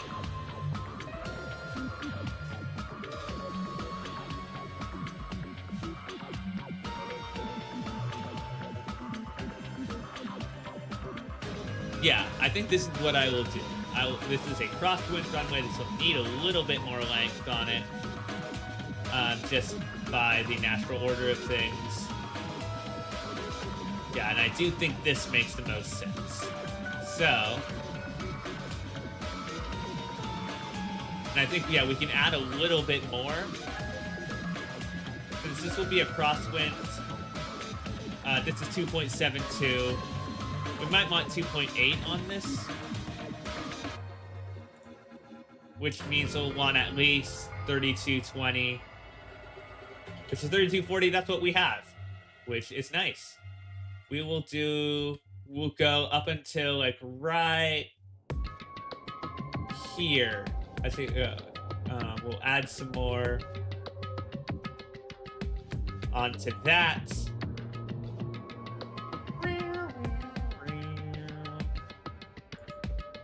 go. We'll add a little bit more, because this is just gonna be our lights. 56.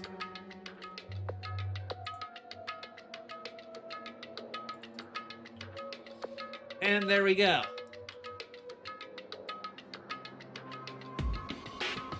So that is going to be our crosswinds runway, and that leaves a good amount of space for cargo and other like airport ops, things like that over there.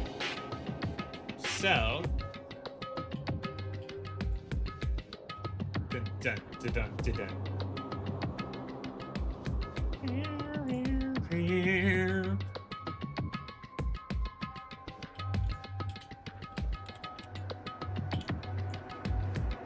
We'll go 48 and go 420. Let me take a sip.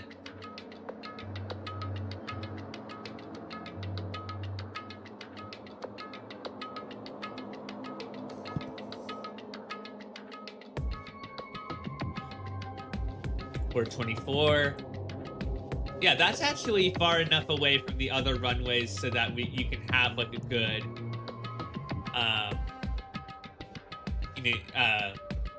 planes waiting to take off and land for a crosswind if you need that. So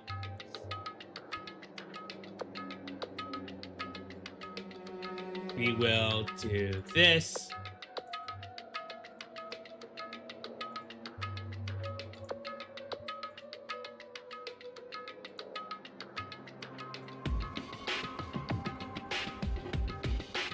Right. Oh, 8. Okay.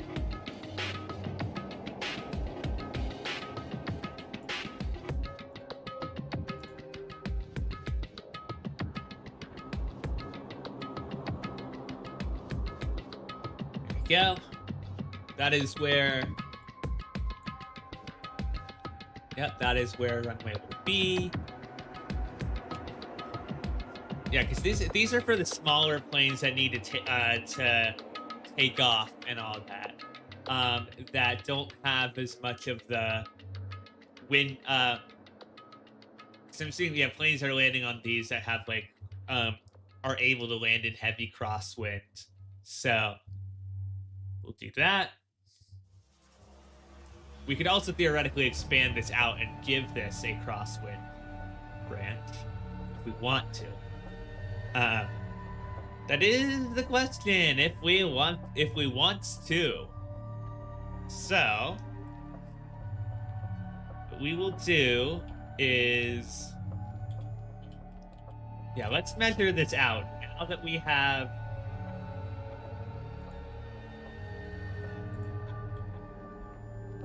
Because our southern one is for 2.72 and 3.1. Let's go in the middle. Let's go for like a 2.9. Not too. We can go closer to 3,000. This is a little bit overkill. I think what we actually might do. I think this is. Yeah, I think we might do a displaced threshold here, both because of the highway and because, what was it?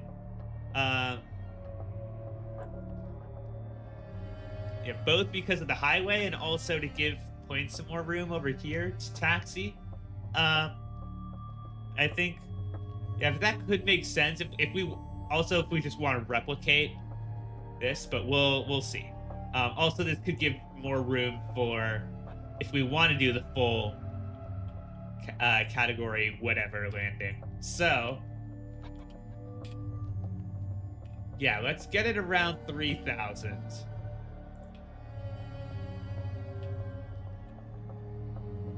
It's 2104. Okay, 2,800. 2864, 2904. And this needs to be flat. So yeah, let's do like 2904, something like that. We can also, I think we'll also expand this out a little. To be a little bit more over there. Let's look at our runways.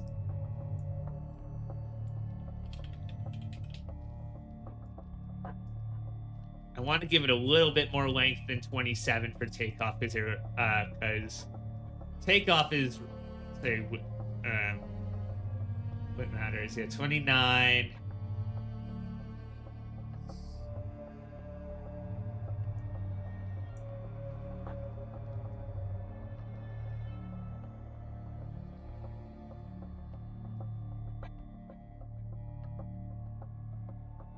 .944 maybe, something like that, and then because that only extends that a little bit.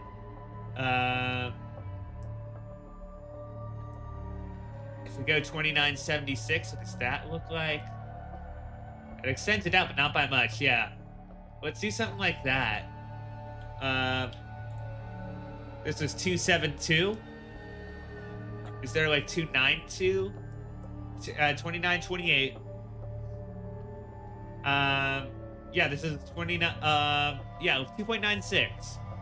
Let's go 2.96 and extend that out a little bit. I think that to me makes the most sense.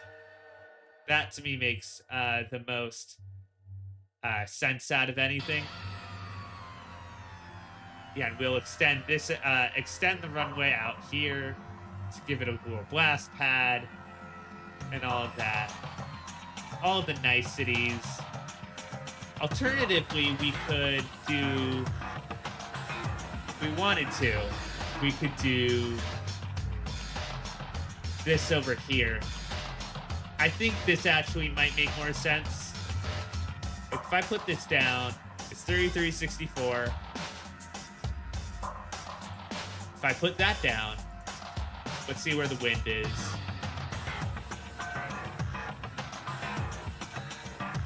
Yeah, this is actually, so wind is going there. This is actually more crosswind. Yeah, let's do this.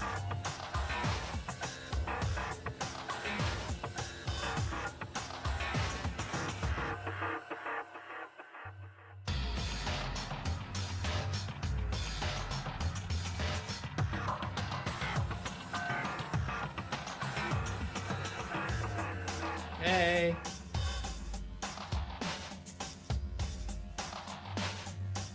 Here.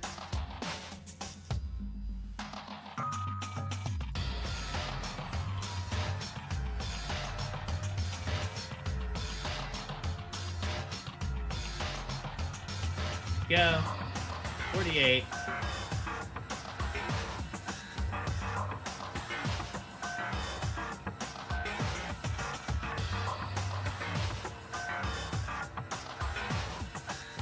Da da da da da da da. Da, da, da, da, da, da, da.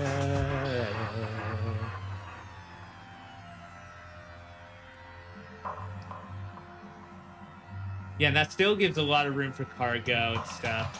Yeah, this makes sense to me.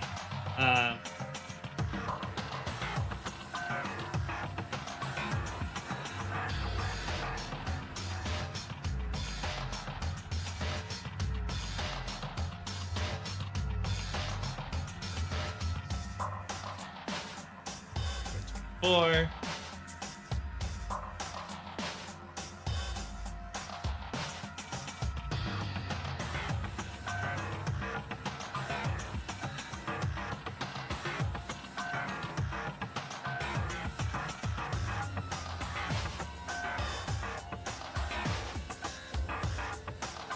Hey. Bam, bam, bam, bam, bam, bam.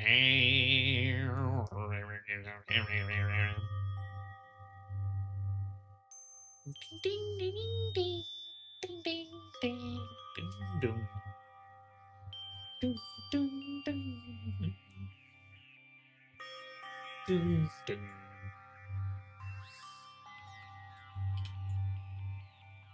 Dun, dun, dun, dun.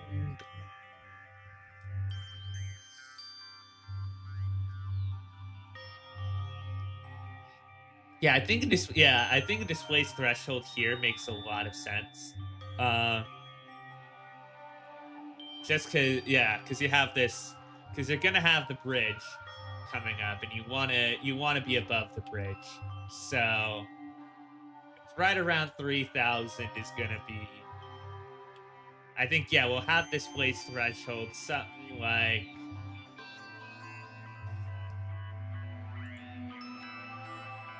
See, 88, something like.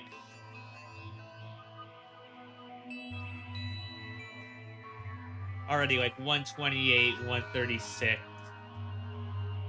Man, that's, I feel like too short with the planes lining up. Like right around 168, I feel. It's like, I mean, you got 88. You have another 88 over here. Yeah, like 172. When you take away 172, it's gonna be okay, let's take away 200. It's gonna be 2904. Then 7228. Yeah, literally 2.932, I believe, is gonna be the full length of that.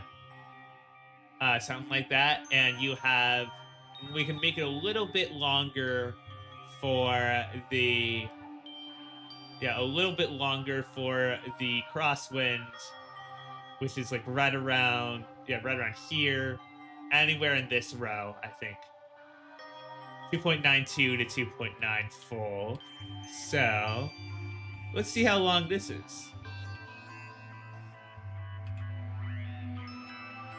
There you go, 2.9, and then 2.936, 3.120. Yeah, this can definitely suit a blast pad.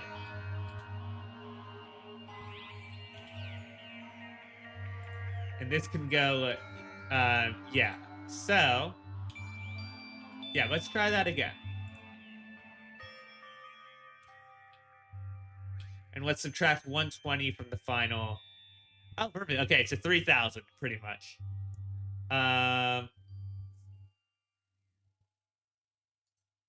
Okay, so.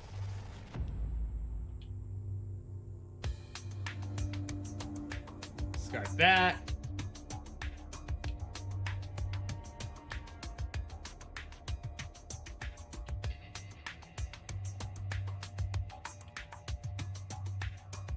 Oh, wait, I forgot.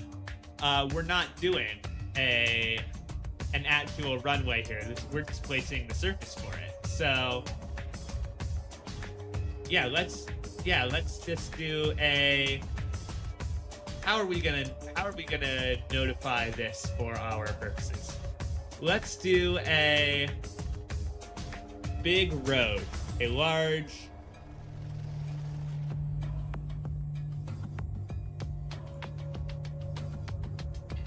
Let's make a custom road. We'll do a custom road that will tell us. Oh, actually, yeah, 4-lane divided. 4-lane divided will actually be really good. So.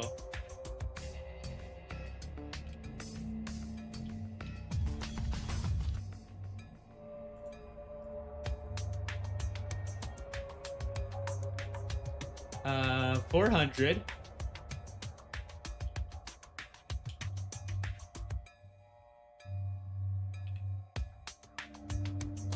Okay, now it's 1,200.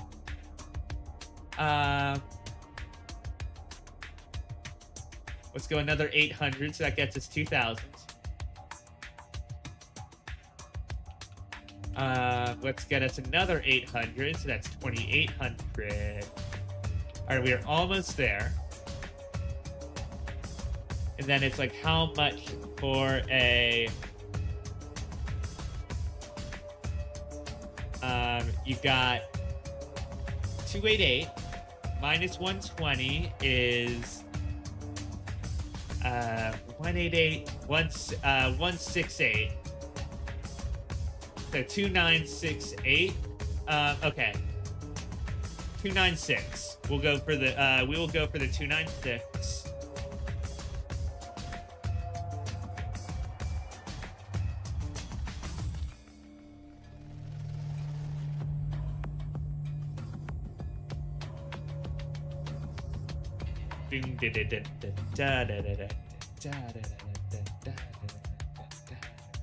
There we go. Okay, 160.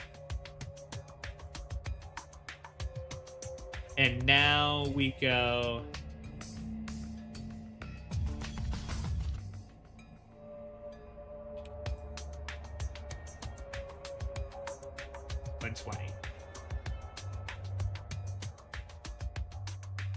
Wait, actually, we can go.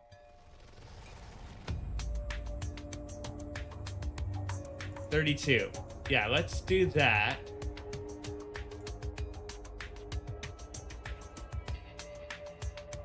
We can divide this up. No, yeah, we'll replace this.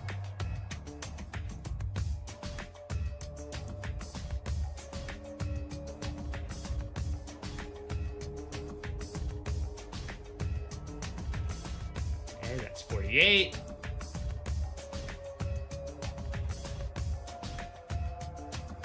That's 48. And actually, you know what we'll do? We'll have it display. We'll make it the same length as this runway. We'll also put another displaced. Now, we'll do displaced here as well. Just so. Because one, we have this ship path. And two, to make it so that you can actually make it 3100 for the ones that need to take off.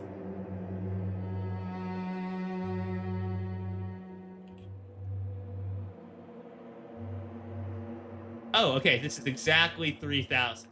Perfect, okay. Then let's make the displaced threshold.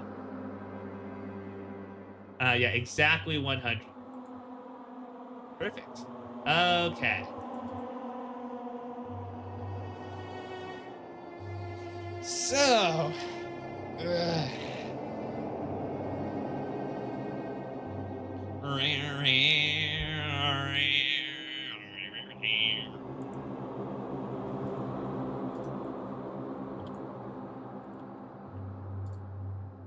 You know, 88.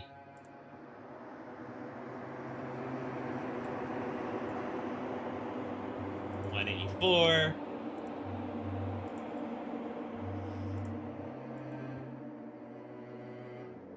Change to you. And wait, no, we need. Dang it.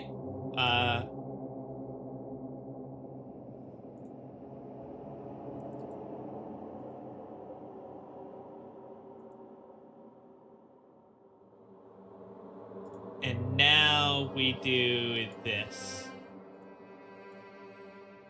Okay. We bring this to here. Yeah, because this one's not actually going to be a working runway.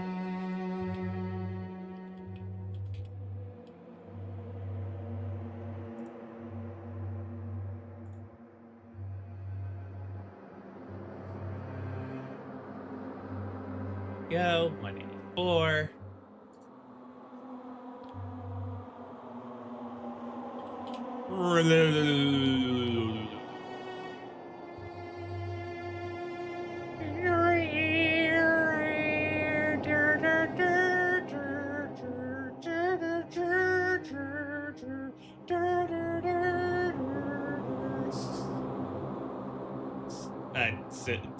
Too stupid. Too stupid. So, and I think, yeah, I think I think people actually like actual runways weren't as much. I think it was like right around like the 120. So I think we'll only have to extend the land part out just a little bit here, which is cool. Let us.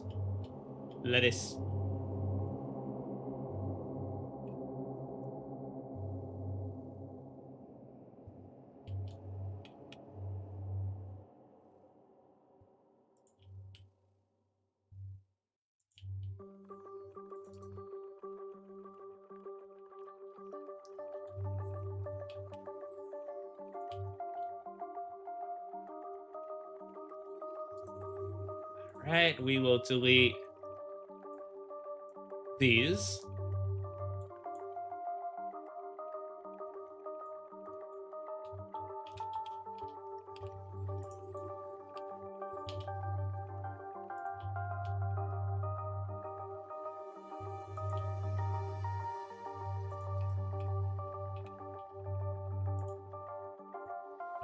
Um,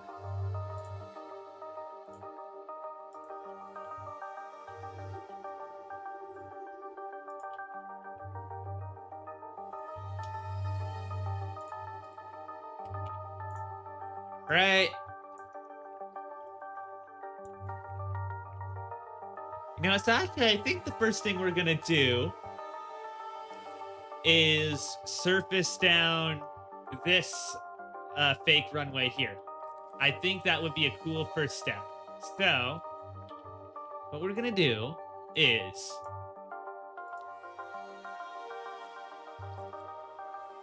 this is still 3,000, right? If I remember correctly. 2.9.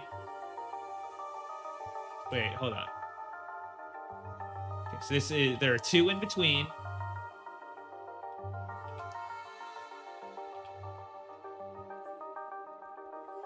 That's exactly 3,000, but hold on. That's not, this isn't square with this, which is confusing.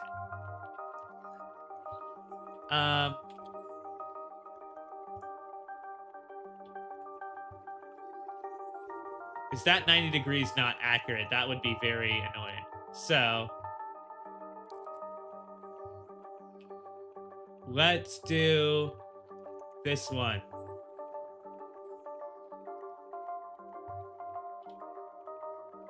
Okay, so that one's accurate. That's fine. Okay, 3,000. So exactly 3,000.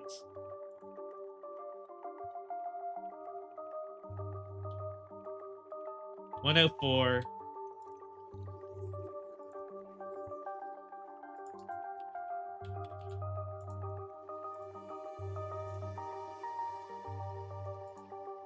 So we now have something at the we now have a space threshold. So this is the 100-meter mark right here. So let's go exactly 34 meters. And exactly 100. Same thing on this side.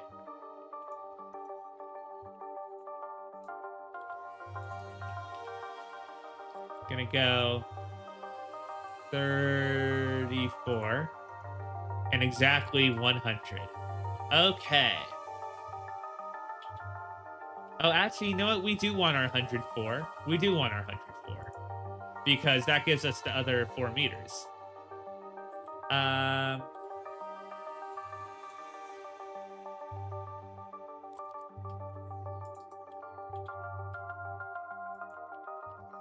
Okay. So let's use our surface tool. Let's figure out what let's save first.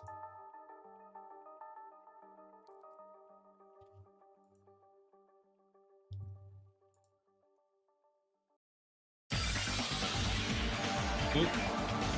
Let's figure out what surface we want to use. So we have here. I think it's like here. Okay, surfaces. We have a couple of options.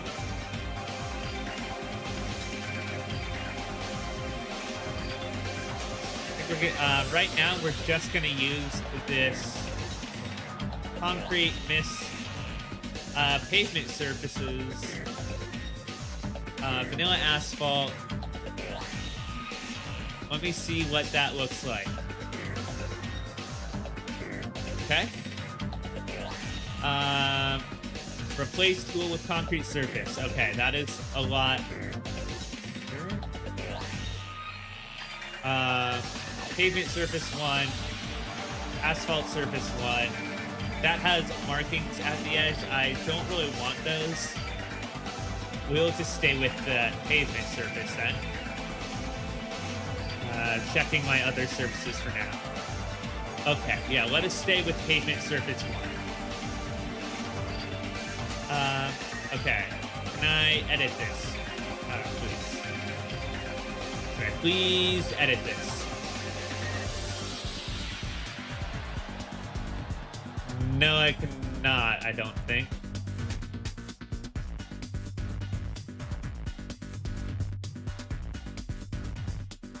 Okay, so I think that I will need to paint this all in one go. So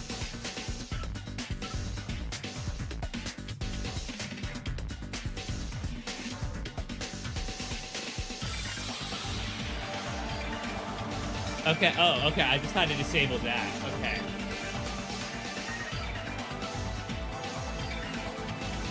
Okay, we snap that. Drag over here. We drag here. We drag here. Okay.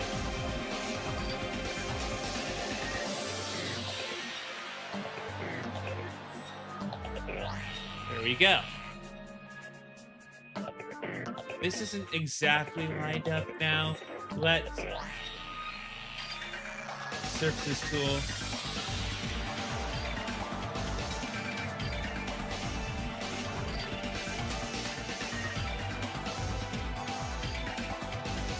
Okay, and let's get our grid just to be sure that this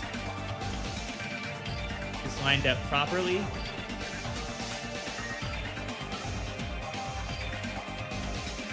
Can I do like a, yeah, I can do a prop line tool.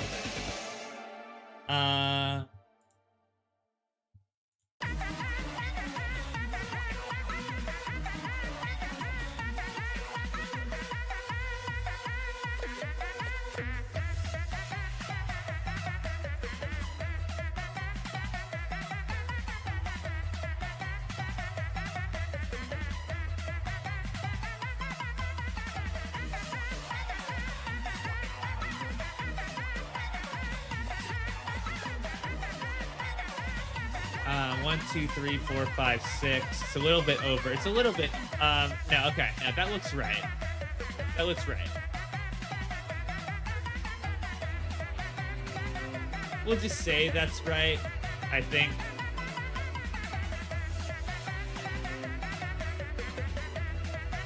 All right, let's drag this all the way here.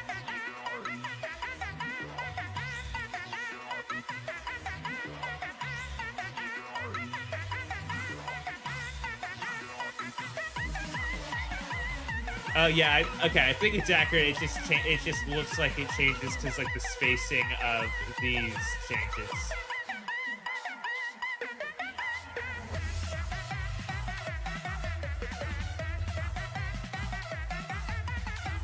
Oh, I have an idea for a riff with this. I have a good idea for a riff. If it hasn't already been done, I might be thinking of one that's already been done. All right, let us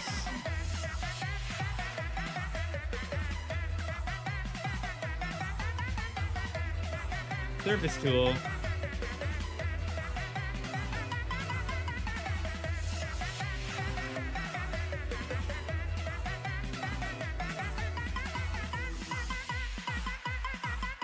Right.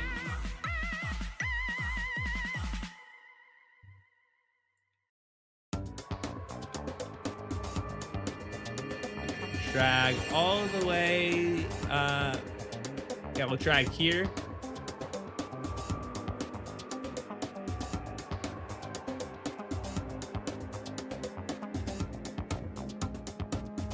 Go.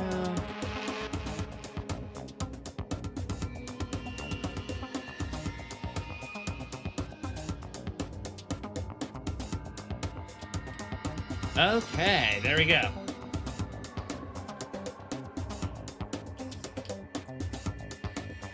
That is our 60-meter runway. Let's get some runway decals.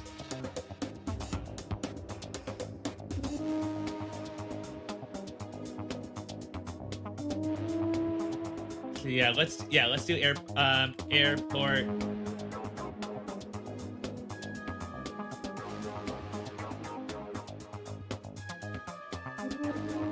Oh.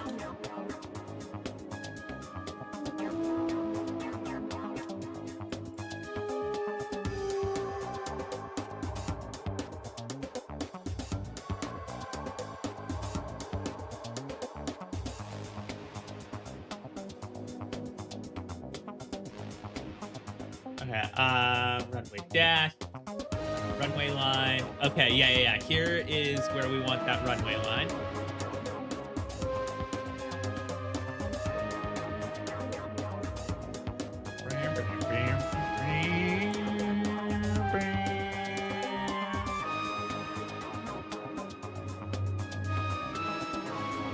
Okay, there's the runway line that we want.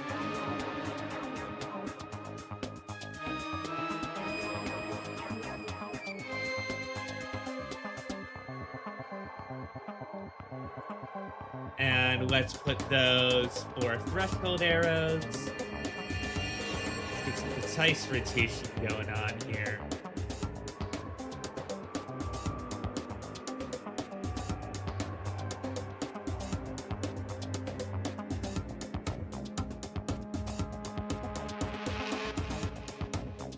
Yeah, that seems about right with how close it is. And then we'll have some threshold arrows.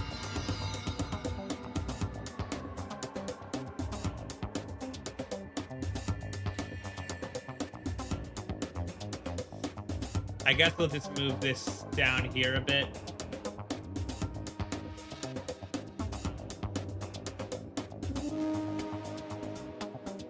Oh yeah, because the rest of the other runway lines will be just the outside of this spot. So runway line here.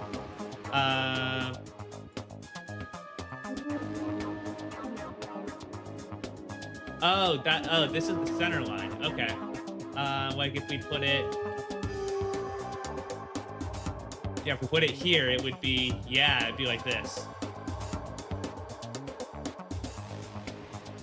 Yeah, okay. Okay, cool. So that will go along the outside.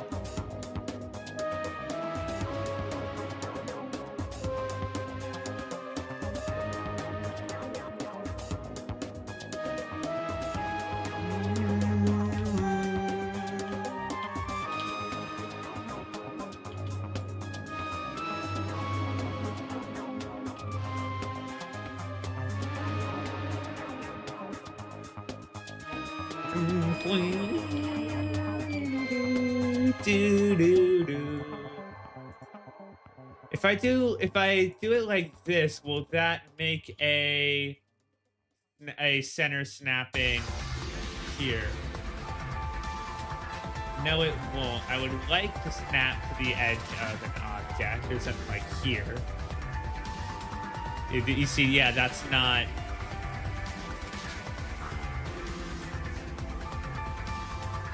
Yeah, okay.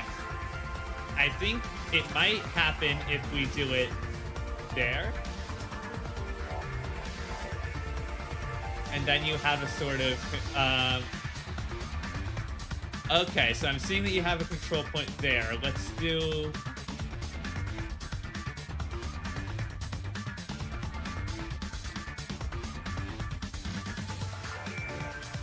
$32. We need 28 exactly.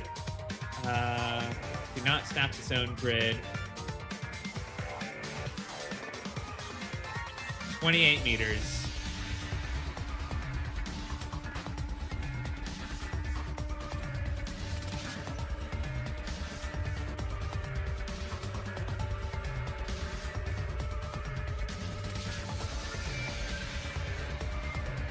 We'll delete that. Okay, no, we'll delete that. We'll go 28 here. 28 exactly. There we go. And then hopefully... Okay.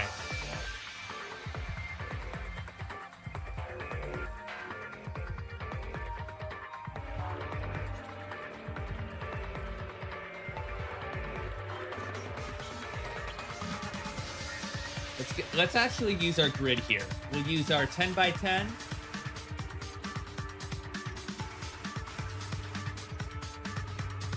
We'll put it there. Put it there. So it should be right around here. And yeah, that seems to be accurate. So...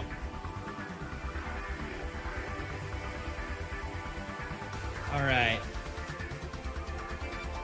And I'm realizing we're going to have to do the same thing on the other side. This, let me... runway. Wait, no, airport.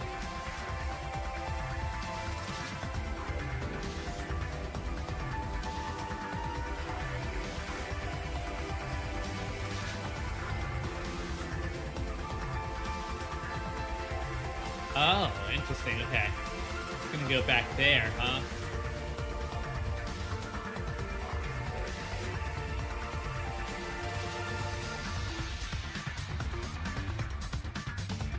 Now, yeah, we'll start it back here. We'll move it up, I think.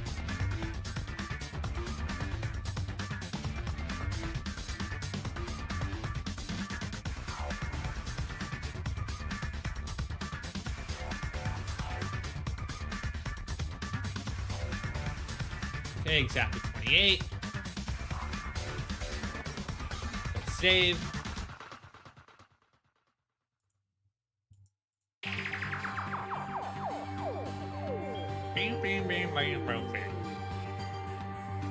Okay.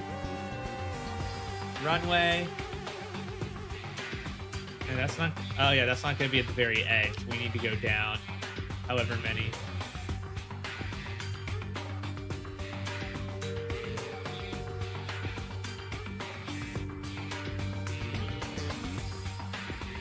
Okay. Here we go.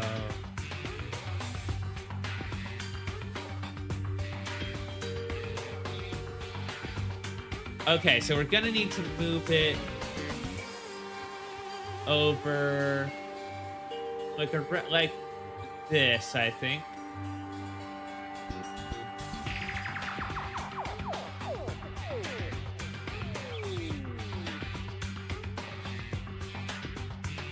Huh, interesting. Okay.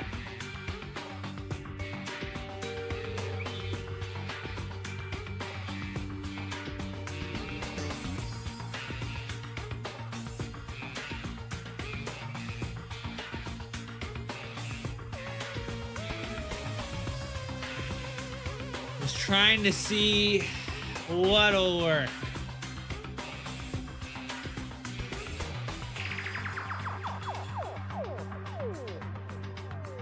Pew, pew, pew, pew, pew, pew, pew, pew, pew, pew.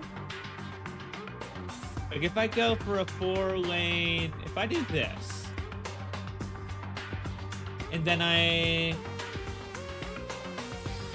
will that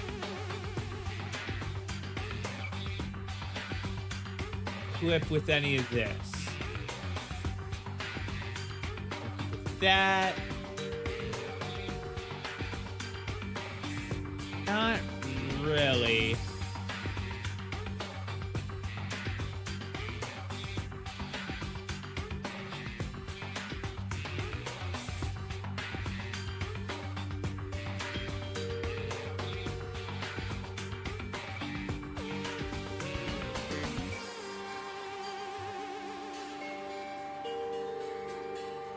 this looks like it's in the exact center here. This, yeah, this little light fixture.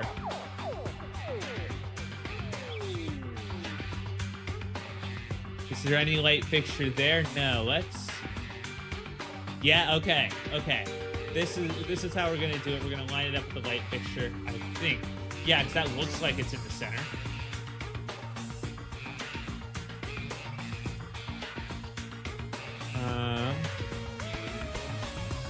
Okay, we zoom in. Light pole.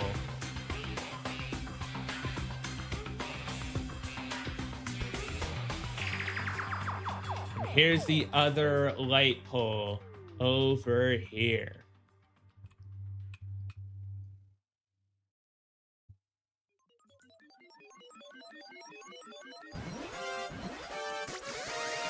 Okay. That looks like we have a runway. And let's do that with our dashes as well.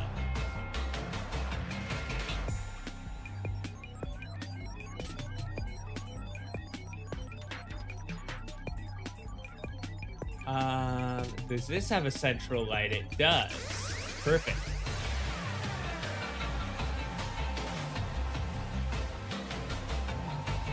Runway dash.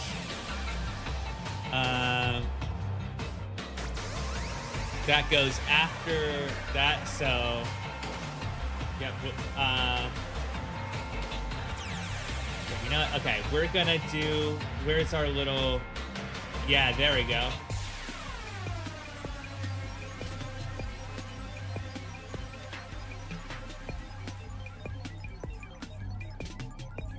You have, yep, you have those.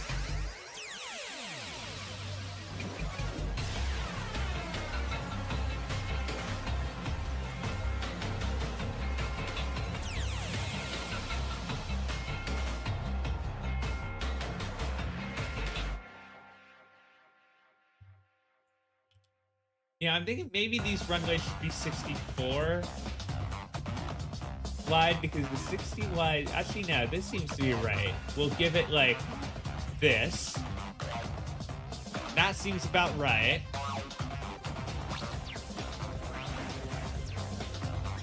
So I'm looking here because, yeah, those seem mighty close to the edge, and that is how it would be.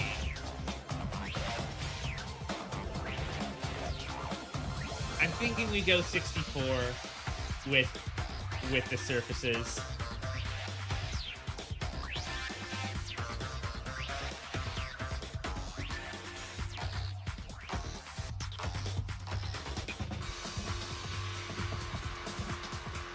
Where's our center? Okay, let's do...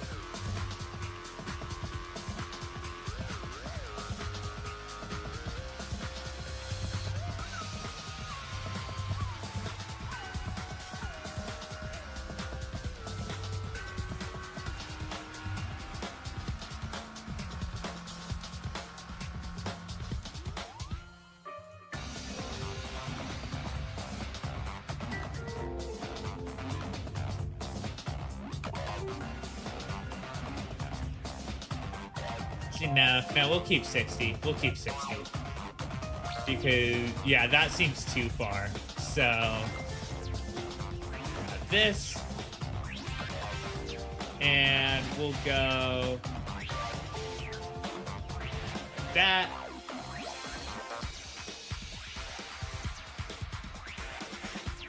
Because that seems about where the number would be. And this runway is 346. Just trying to get it exactly right. Yeah, 346. So this is actually going to be runway 35. It's 345. Just looking slightly this way. Yeah, 35. And can we run it at the very center? Oh yeah, okay. We have the very center one here. So, let's add a 5. Right up here. Now we will add another one of these just for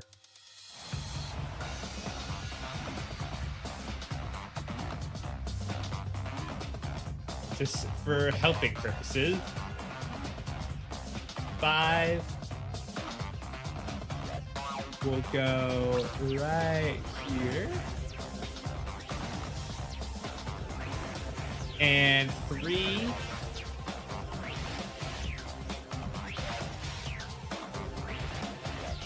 Yeah, that's too close. That is too close. If I turn...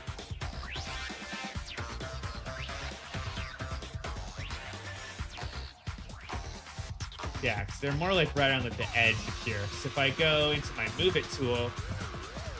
Whoa, no, I don't want to move that. I want to move this.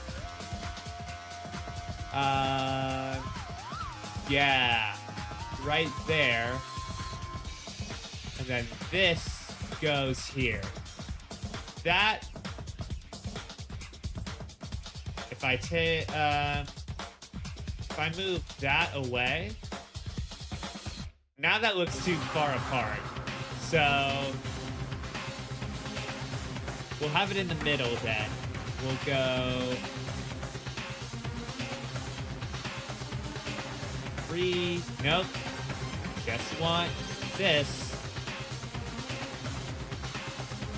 3, 5.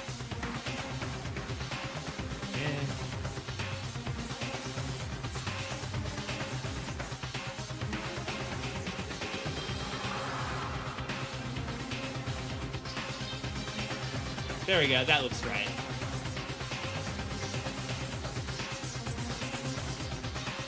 Get rid of Madison Lane. There we go.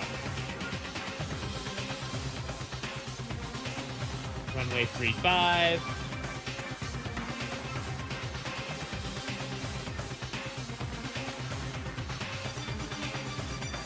And then the dashes will start like right around here.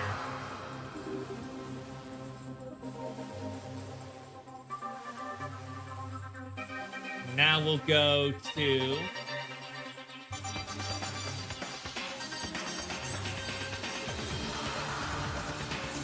64 up. 35 minus 20 is 15 plus 2 is 17. So runway 17.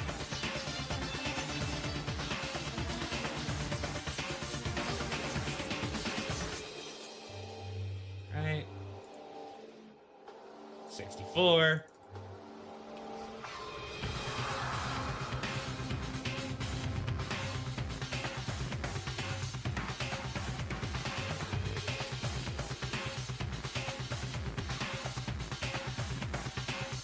We'll have our airport runway. Yep.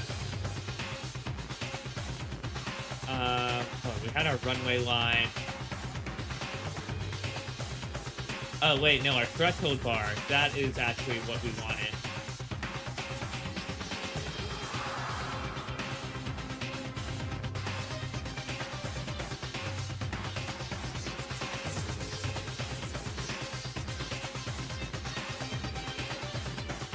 We'll have our line guide us.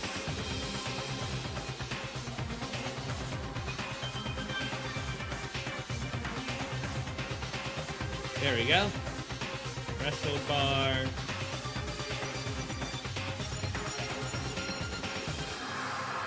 Let me just check that.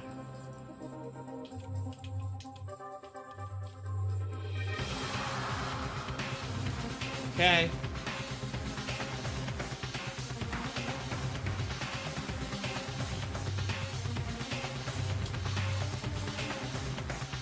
Okay.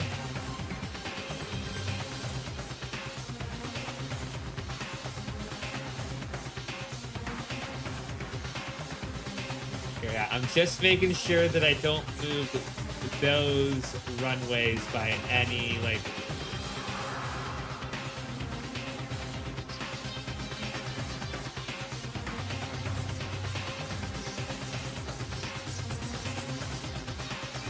Alright, let's disable move it for a second. Let's...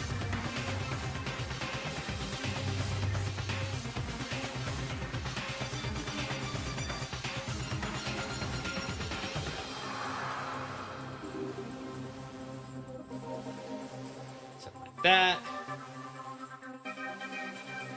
we'll go up for...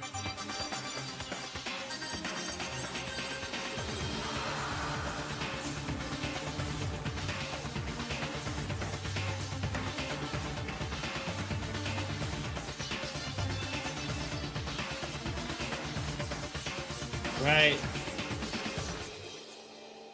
Let's go to 7. Rotate this all the way around. This is gonna be tough, because, well... Here, actually, you know, we'll use this as a guide. We'll have 5... and 5.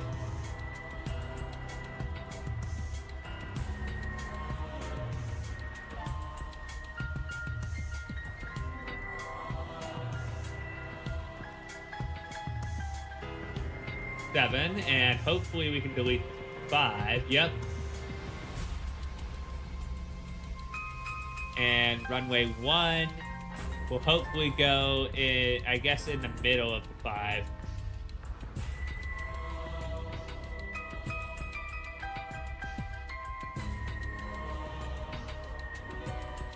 Something like that.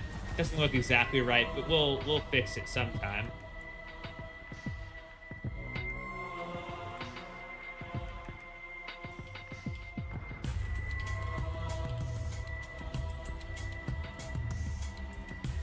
$40 meters.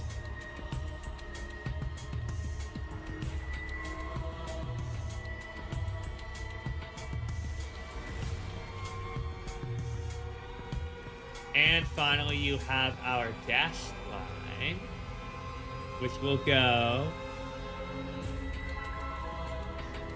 Oh, that's nice, because now we have the panel there.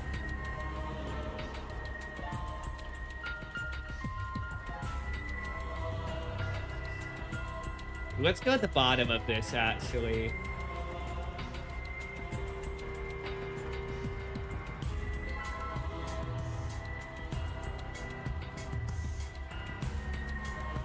Oh, crosswind lane. That's nice. That's nice and funny.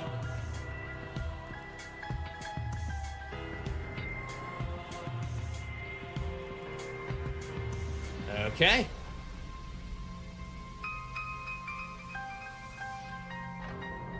There we go. And we'll put our markings down eventually, like our little our landing markings. But yeah, when you look at that, first,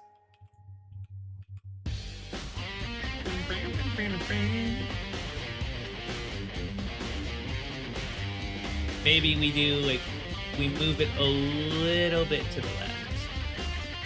Something like that.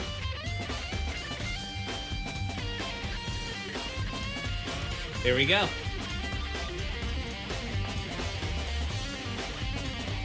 First, there we go. First runway. First actual runway on the ground. That is awesome.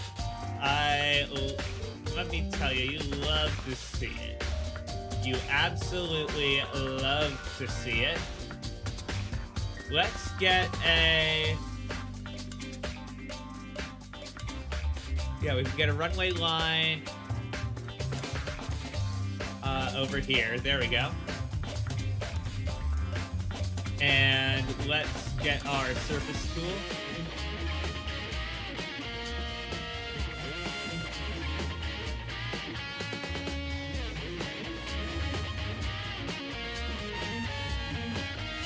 Move our area node there and there. All right. And we'll just leave that mess of a road there to give our guidelines for later.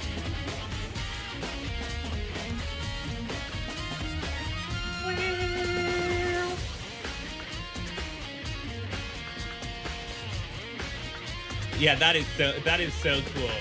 I'm gonna take a screenshot for our next episode. for next episode, let us actually, let's move this down a little.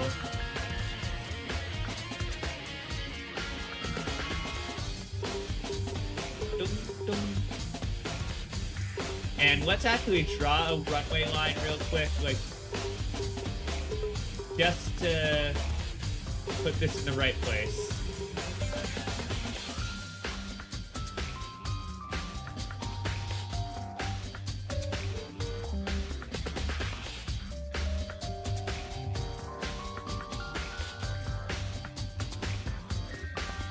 Yeah, right there. Right there. I think, let's move it up a little.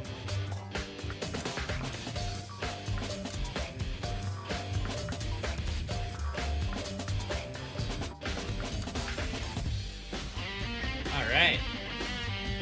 And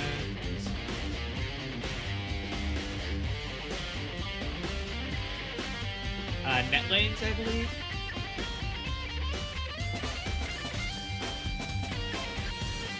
There we go.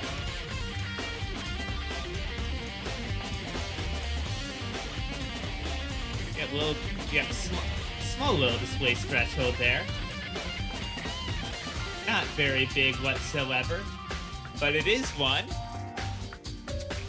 They can use it. The planes can use it if they so wish. If they want to take off there, they can. Yeah, because this one is only, what, like 100 meters? Yeah, like that's only 100 meters. But it is still a display threshold. And let's actually put let's put our black pads. Before I forget. That's an important part. Gray, dark gray. Yeah, dark gray matches more, so...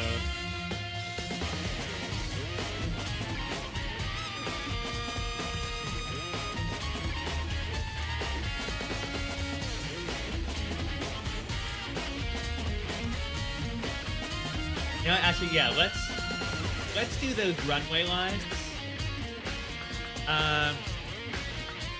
We're gonna continue those net lanes back just to give us some guidance for...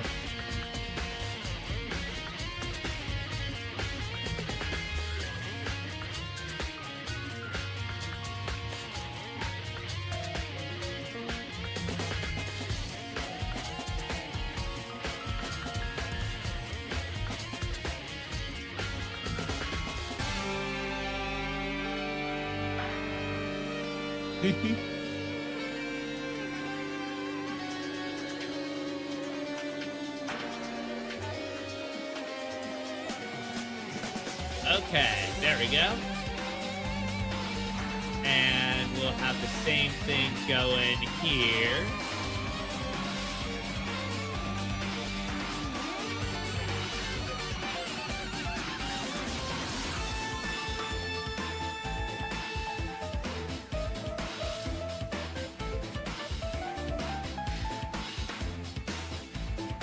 Dark gray blast pad.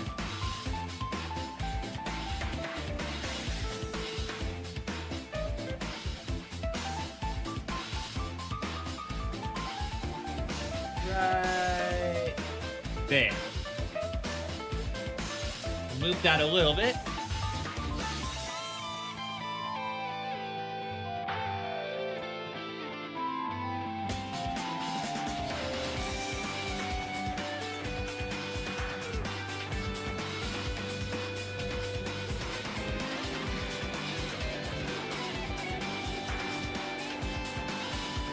All right.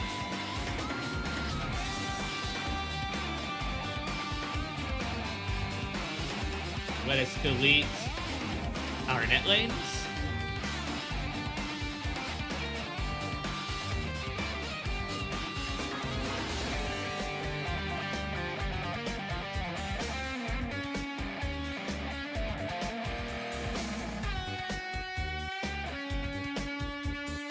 So let us delete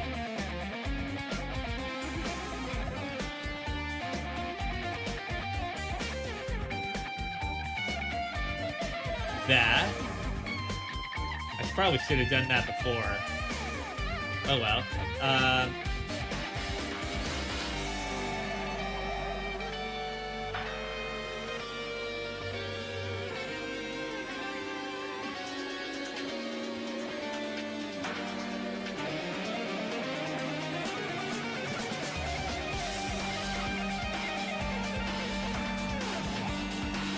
okay.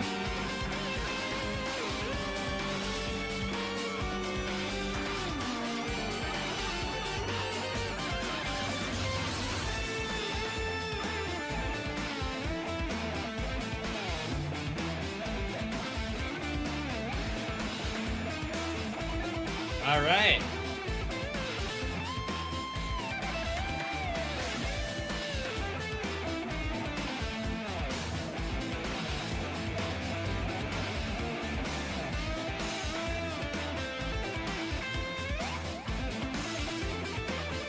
Let's get these on out of the way so that we can see our runway in its full glory.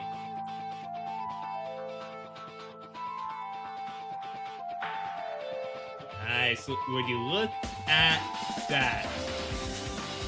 A little bit off-centered, but we'll get it fixed. We will get it fixed. Doesn't matter too much now that we have them down is the main thing. And this is cool. This is really cool. I'm glad that we have this. Look at that. I think we need a little bit. Move it up a little bit.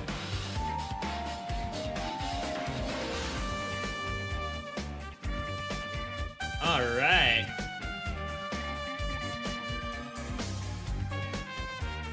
Yeah, usually the oh yeah, what we can do, what we will end up doing is we'll cover this with grass, because usually the blast pods are the same width as the runway. So, and usually what I found is that runways are 60 meters in width, but they can go up to 80, which is why these are 80 and why this is 80. But we will cover it, and then we'll be good to go.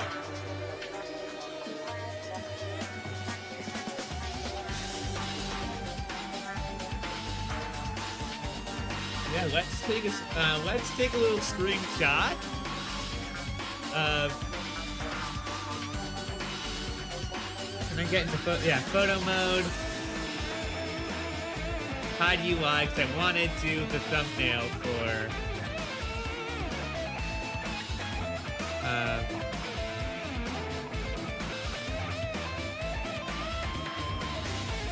If I escape and I zoom in. Go to photo mode, time of day. Is that time of day? No, this is time of day. Oh wait, no, did I turn off the... There we go, yeah, time and weather anarchy, that's on.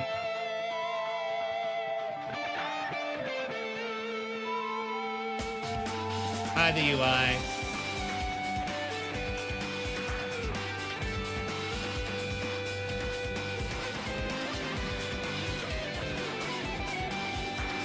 There we go. Screenshot taken. And that is going to wrap us up for today. Okay.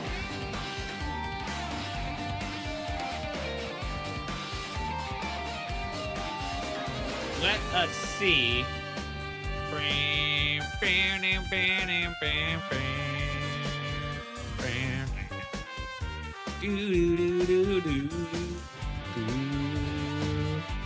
Yeah, let us save this as New Tileterra International Airport 12.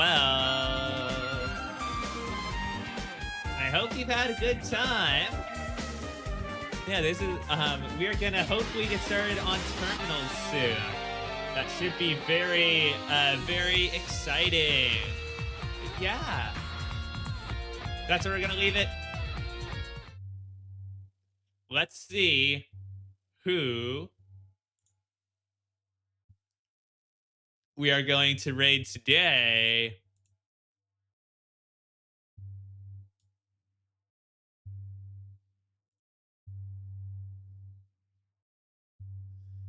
Do do do do do.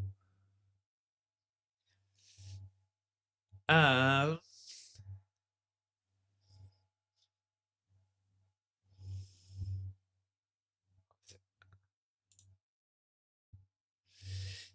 taking a look.